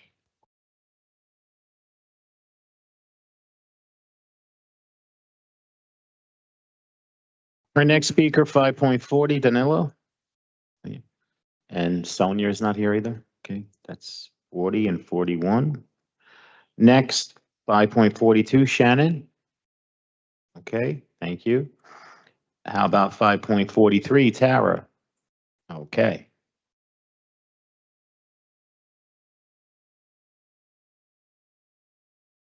Good evening. When you drop a stone in water, the ripples spread far beyond the point of impact. The same thing happens when you let one landlord violate the law without consequence. Right now, 527 families at Portside Towers pay illegal rent, but the ripple effect touches thousands more. Every building near Portside uses those illegal rents to justify their own increases. Market rate, they say, pointing to Portside. But it's not market rate, it's fraud rate, and you're letting it spread. The ripple keeps going. Young families look at Jersey City rents and move elsewhere. Teachers, firefighters, nurses, the people who make our city work, they can't afford to live here because you've let illegal rents become the benchmark. The very people we need are priced out by fraud you refuse to stop. But the ripples don't stop there. Small businesses suffer when their customers pay inflated rent. Every dollar stolen in illegal rent is a dollar not spent at local shops, restaurants, or services. You're not just allowing theft from tenants, you're allowing the slow strangulation of Jersey City's economy. And here's the darkest ripple: despair. When people follow every rule, file every complaint, attend every meeting, and nothing changes, they stop believing. I did. They stop participating. I want to. They stop voting. I consider it. They stop caring. But this group behind me convinces me to keep going. Some of you worry about precedent. You should, but not the precedent of enforcing the law, the precedent of not enforcing it. Every day you let this continue, you make it harder to enforce any law against any corporation. You normalize lawlessness. You institutionalize inequality. The stone has been dropped. The ripples are spreading. Illegal rents becoming market rate, working families fleeing the city, small businesses closing, citizens losing faith. But you can stop this. You can enforce your ordinance, collect the fines, send a different ripple through this city, one that says laws matter, one that says you are in charge, that says Jersey City protects its residents, that says we're a city of justice, not just for some, but for all. The choice is yours. But remember, once ripples start, they're very hard to stop. And right now, the ripples you're creating are drowning the very people you swore to protect. Thank you. Our next speaker, 5.44, Michelle.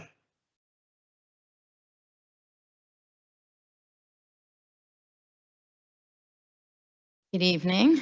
I'm going to teach you about the psychology of deception.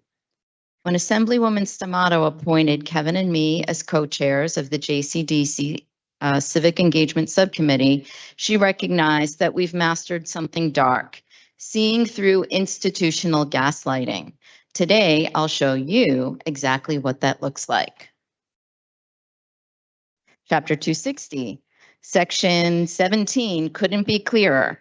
A violation affecting more than one tenant shall be considered a separate violation as to each tenant.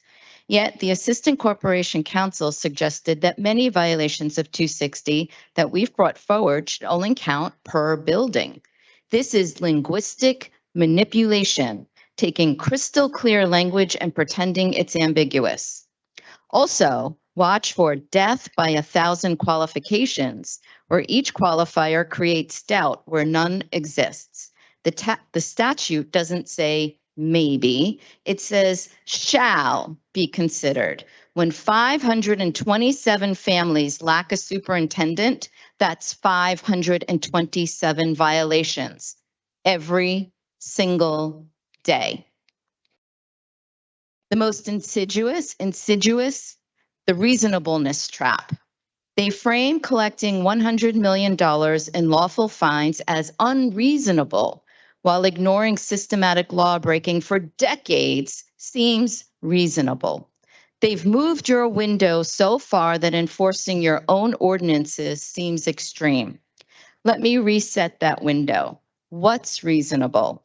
$1 billion corporation that breaks 527 laws daily pays 527 fines daily. That's reasonable. What else is unreasonable? A city crying poverty while leaving $100 million uncollected. What's extreme? Laying off workers and cutting services while refusing to collect from corporate lawbreakers. By the way, you all ignored the violations we brought up during the budget discussion when you asked John Metro about explaining himself. That was very convenient. This isn't interpretation. This is about whether you've been psychologically conditioned to accept lawlessness, whether you've been gaslighted, believing your ordinance doesn't mean what it says. As co-chairs of civic engagement, we're not just organizing voters, we're going to train them to recognize these manipulation tactics. And you can contact us, anyone in this room who wants to change the city and reclaim the city for the people. 3 years ago, we were tenants asking for help, and today we're deconstructing the psychology of this city's failure. Thank you. Thank you.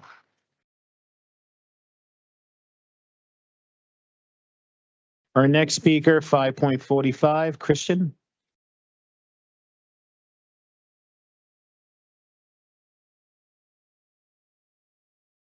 Good evening, everyone. I just have a few follow-up things from last meeting.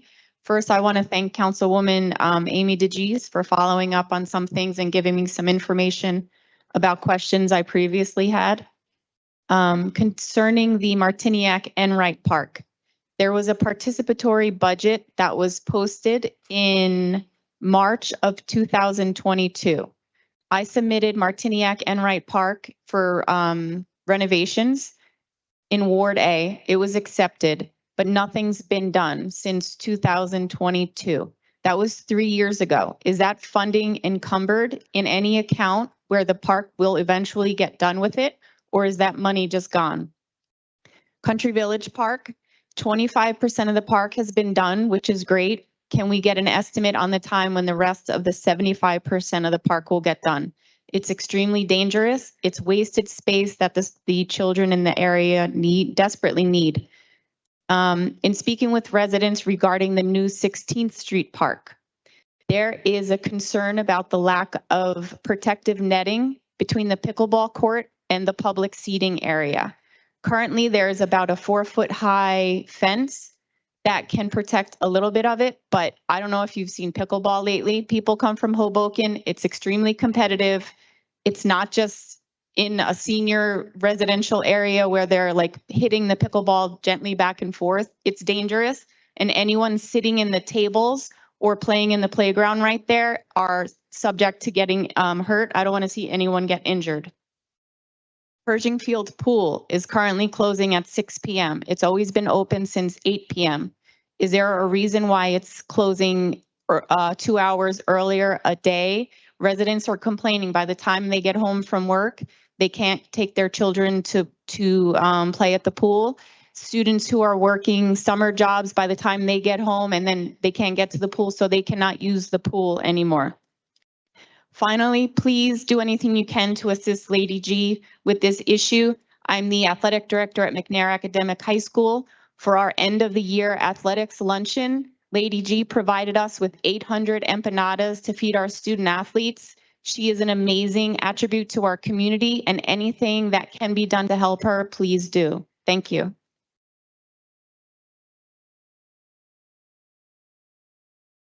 Our next speaker, 5.46, Susan. She leave? I think so. Yeah. Next speaker, 5.47, Eleanor.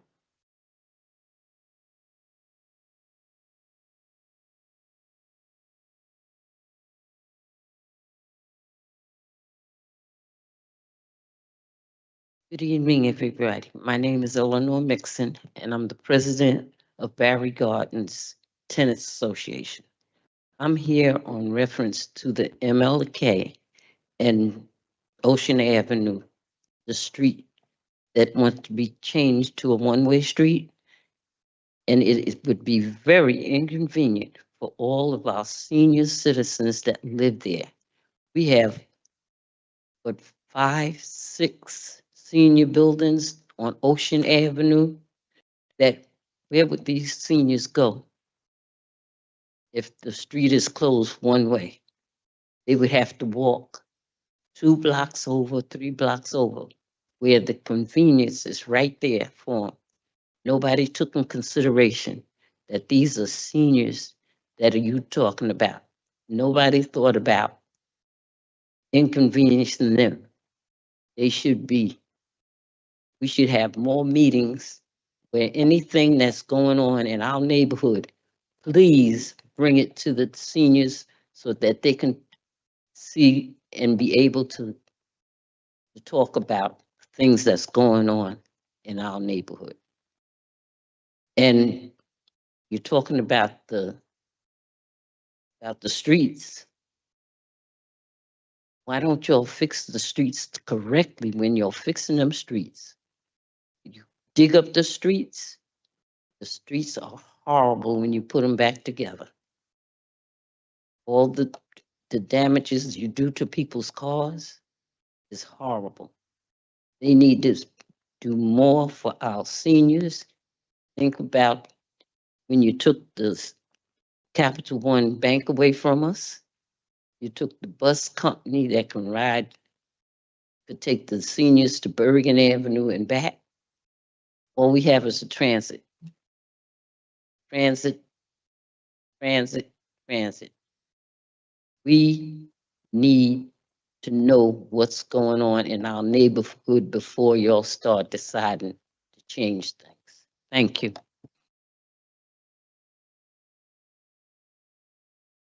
Our next speaker, 5.48, Charlie. Charlie's not here. Next speaker, 5.49, Deborah. No. Next speaker, 5.50, Sposh. Yes. Spoke, left, okay. 5.41, Keith left. 5.52, Cameron left. 5.53, Jack.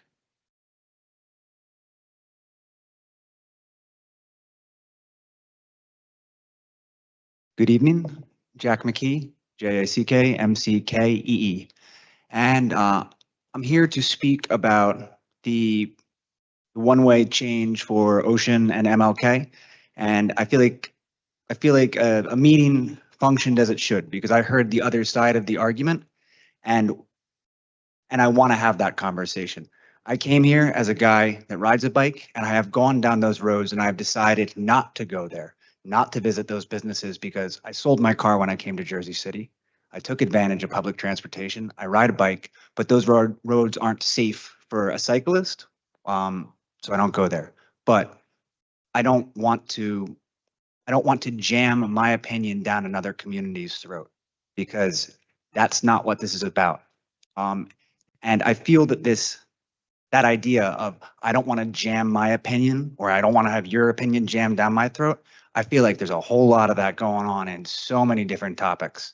And I kind of see it as all the same problem that, well, you know, we all know what happened. A 6-year-old child lost his life, and it's horrible. And I understand that the mayor jumped to, and it seems like he thought he had an opportunity to get something done that I support. But doing the right thing and doing the right thing in the proper way are two entirely different things. And I heard the community of Greenville on Ocean MLK, and I agree with them. Even though I want a thing that they don't want, I agree with what they said here, that the community should have been consulted.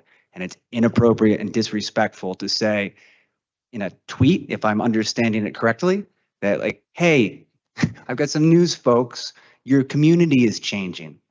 When I heard them speak, I left the meeting because I wrote something and I just threw it the heck out because I wasn't listening either. I'm listening now, and I hope the mayor is, and it seems like the council is. I can see a couple of you nodding.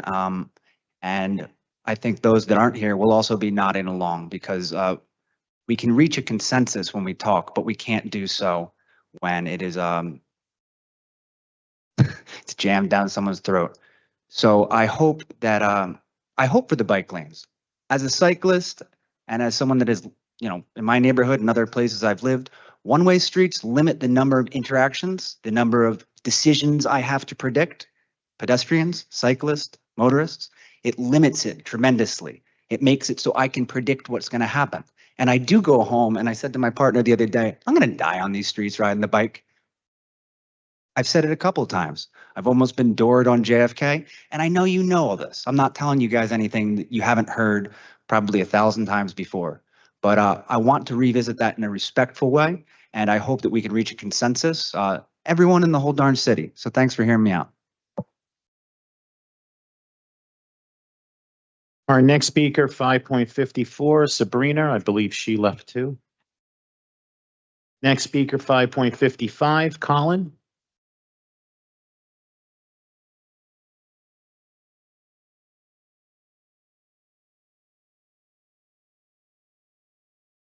Good evening, Council. I'm Colin DeVries, a resident of Ward B and advocate for safe streets. When I got here tonight, I saw several women from Greenville passing around a petition against the one-way conversions. I asked them if they used the bus. They said yes. I asked them if they knew this plan was meant to improve bus service, but they did not. The rollout of this one-way plan has been a failure in communication, a failure in collaboration.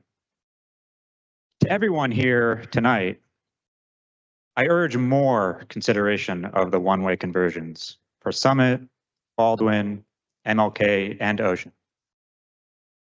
These are actually plans to build low-cost mass transit lines in neighborhoods underserved by transit now. While other parts of the city have prospered thanks to transit access, this is an opportunity to get closer to a level playing field. This plan is about the future of these neighborhoods and the economic opportunity available to their children. But this plan is also an opportunity to better engage with residents who feel disrespected. There's a lot about this plan that hasn't yet been worked out. So be a champion of these ideas and make them your own. It's an opportunity to provide access to economic mobility for the future and the now. It's an opportunity to reduce traffic. It's an opportunity to improve air quality. It's an opportunity to reduce chronic asthma and disease. It's an opportunity to build healthier, more vibrant communities.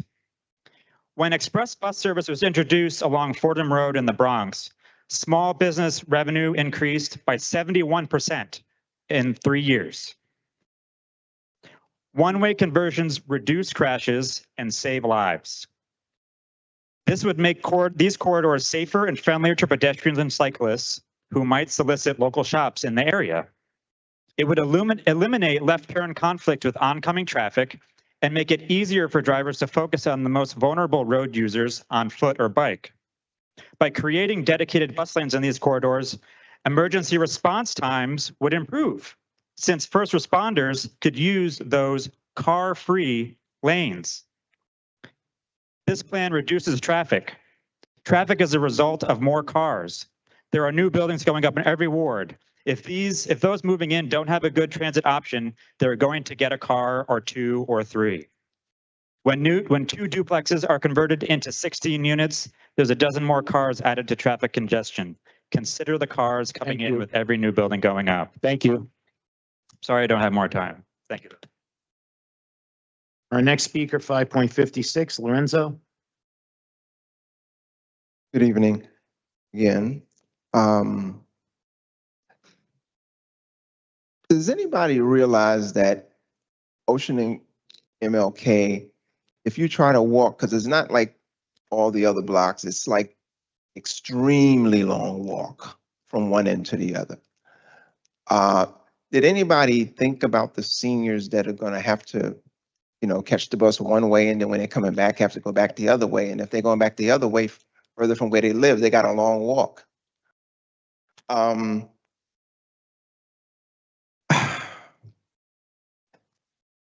this type of plan did not also work in the Heights, I believe it was when it was done. Did anybody think about how school buses are going to be affected? The snow removal issues, even now with those, those things you put on the side, when it pushes the snow, it gets in the bike lane. So now the people in the bike lane can't go in the bike lane when it's diverting traffic to other blocks. Where's the study on that? Because that's only going to add to the congestion. And where's the data from the traffic study? That was mentioned earlier, but that was on my mind the whole night, and I was waiting to stay to discuss that or hear about it. And what's being done, because supposedly they're saying this came from the 6th Street incident, but what's being done about what happened at 6th Street? We're talking about Ocean, we're talking about MLK, what about 6th Street? Is anybody thinking about that family and maybe hopefully that don't happen to another family? I'm just saying. Finally, I got a minute. Good. I came to this very same council, I want to say it was 2 years ago. Mr. Weller and his colleagues, his residents in his building. I specifically asked this council to use the Faulkner Act, its investigative powers, to deal with that developer. And nothing has been done. Why? You have the power to address this issue, but you're not taking action on it. I don't understand that. It's a simple thing to do. You're within your right to do it, but it's not being done. Now, I know sometimes some people get a little text from Philip and, things change. Votes change, all kinds of stuff happens, right? We got a history of that. But you got to think about the people who live here and who pay the taxes. That boy was never thinking about this place. Thank you. Our next speaker, 5.57, James. He's not here, and Laverne has left, so we are done with the public speaking portion of our meeting. Nope. You didn't sign up, you can't speak.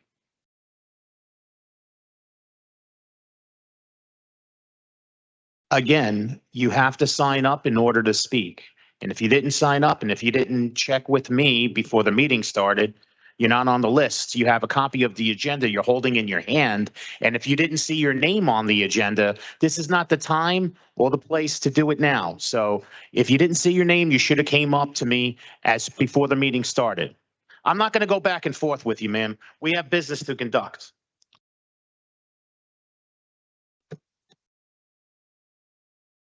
Petitions and communications. Any questions or comments on items 6.1 through 6.39?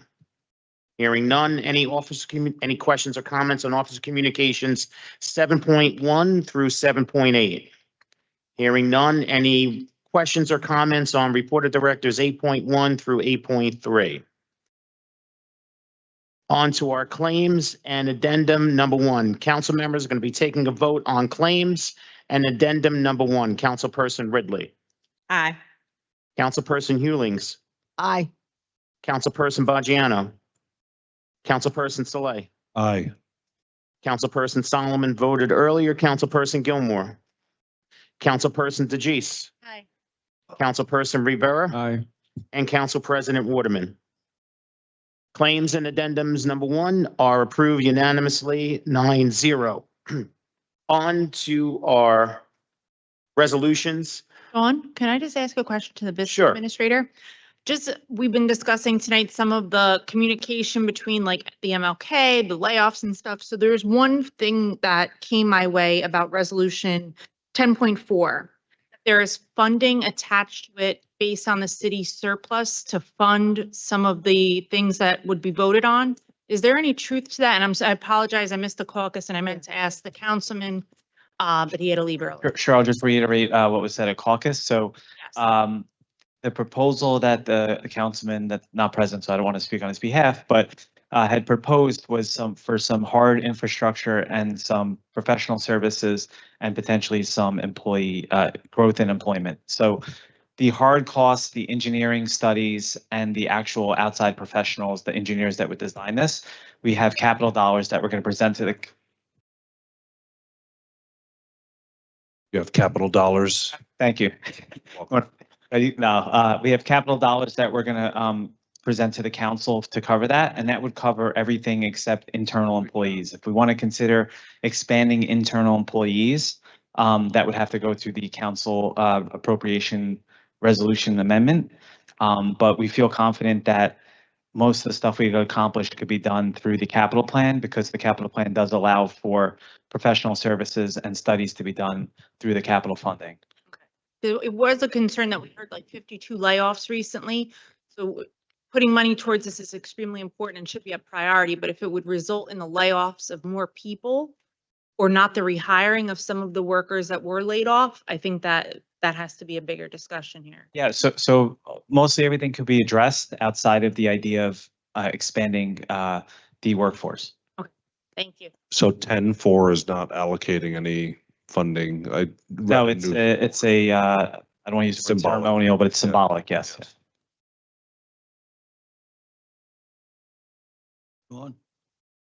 Okay, One, we have to introduce the resolution on traffic enforcement. I can't hear you, We Council. have to introduce the resolution on traffic enforcement. Mr. Richard. We added it to the agenda in the beginning of the meeting, Council. We didn't vote it down yet. All right, council members, going to be taking a vote on items 10.1 through 10.10 with the exception of 10.3, which has been withdrawn. Councilperson Ridley. Aye. Councilperson Hewlings. Aye. Councilperson Bajiano. Aye. Councilperson Saleh. Aye. Councilperson Solomon voted in the affirmative earlier. Councilperson Gilmore. Aye. Councilperson DeGise. Aye on all except 10.7. How are you voting on 10.7? Voting no on 10.7. And aye on all the rest? Yes. Okay. Councilperson Rivera. Same, aye on all except 10.7, no. Okay, and Council President Waterman. Items 10.1 and 2 are approved unanimously 9-0. 10.3 was withdrawn. Items 10.4 through 10.6 were approved unanimously 9-0. Item 10.7 is approved 7-2, with council members DeGise and Rivera voting no. And items 10.8 through 10.10 are approved unanimously 9-0. On to items 10.11 through 10.20.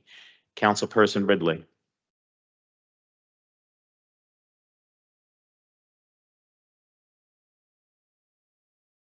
I am going to abstain on 1016 and vote aye for all the rest. Staying on 10.16 and aye on all the rest, correct? Right. Thank you. Councilperson Hewlings.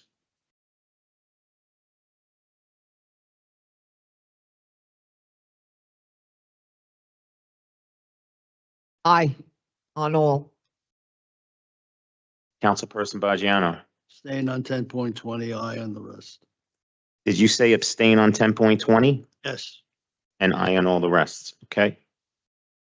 Councilperson Saleh. Aye for all. Councilperson Solomon voted in the affirmative for all earlier. Councilperson Gilmore. Aye. Councilperson DeGise. Councilperson Rivera. Aye. And Council President Waterman. Okay, items 10.11 through 10.15 are approved unanimously 9-0. 10.16 is approved 8-0-1 with Councilperson Ridley abstaining. Items 10.17 through 10.19 are approved unanimously 9-0. Item 10.20 is approved 8-0-1 with Councilperson Bajiano abstaining. To our next set of resolutions, items 10.21 through 10.31. 10.32 was withdrawn. Councilperson Ridley. No on 10.29, and we're going to 31, you said? Well, 32 was withdrawn, yes. Aye on all the rest. Thank you. Councilperson Hewlings. Aye on all. Councilperson Bajano. Aye. Councilperson Saleh. Vote aye for all. And regarding 1030, this is going to be a long haul to get it done, but we want to make sure that the state gives municipalities of our size the ability to do automated traffic enforcement, whether it's us putting in a bus lane in the future that you'd have a camera on the front of the bus and the back of the bus, or you have a speed camera in the school zone. We're trying to use a scalpel, instead of a hammer, as opposed to the last time this came around with the automated enforcement when it was just everywhere. We want to use it in high crash corridors. So aye for all. Thank you. Councilperson Solomon voted no on 1029 and aye on all the rest. Councilperson Gilmore.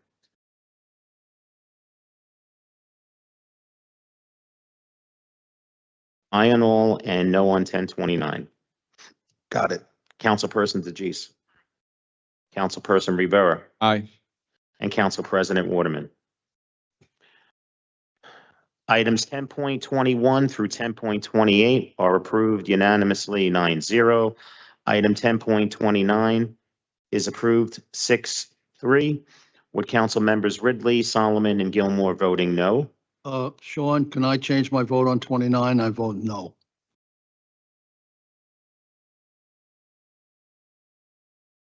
Let me recap 10.29. 10.29 is now approved 5-4, with council members Ridley, Bajano, Solomon, and Gilmore voting no. If you're going to vote for you're going to vote in the affirmative? Abstain, well, it's up to you if you want me. No, It's up to you. I'm already. I think we're getting delirious now. Item 10.30 is and 10.31 are approved unanimously 9-0, and 10.32 was withdrawn. For the balance of our resolutions, 10.33 was withdrawn earlier. So we're going to be taking a vote on items 10.34 through 10.38. Councilperson Ridley. Aye. Councilperson Hewlings. Aye. Councilperson Bajano. Aye. Councilperson Saleh. Just want to vote aye for all, and thank you to my council colleagues for putting the loading zones. Thank you. Councilperson Solomon voted in the affirmative earlier. Councilperson Gilmore. Aye. Councilperson DeGise. Councilperson Rivera. Aye. And Council President Waterman. Items 10.34 through 10.38 are approved unanimously 9-0. Item 10.33 has been withdrawn. May I ask the magical question of the night? May I have a motion to adjourn at 9:58 p.m.? Motion. Motion was made first by Council President Waterman, seconded by Councilperson Saleh. All in favor of the motion to adjourn at 9:58 p.m. All council members present by acclamation, please say aye. Aye. We are out of here at 9:58 p.m. Thank you so much, everyone present and everyone watching at home. Remember, teamwork makes the dream work. Have a great rest of the night and please stay safe.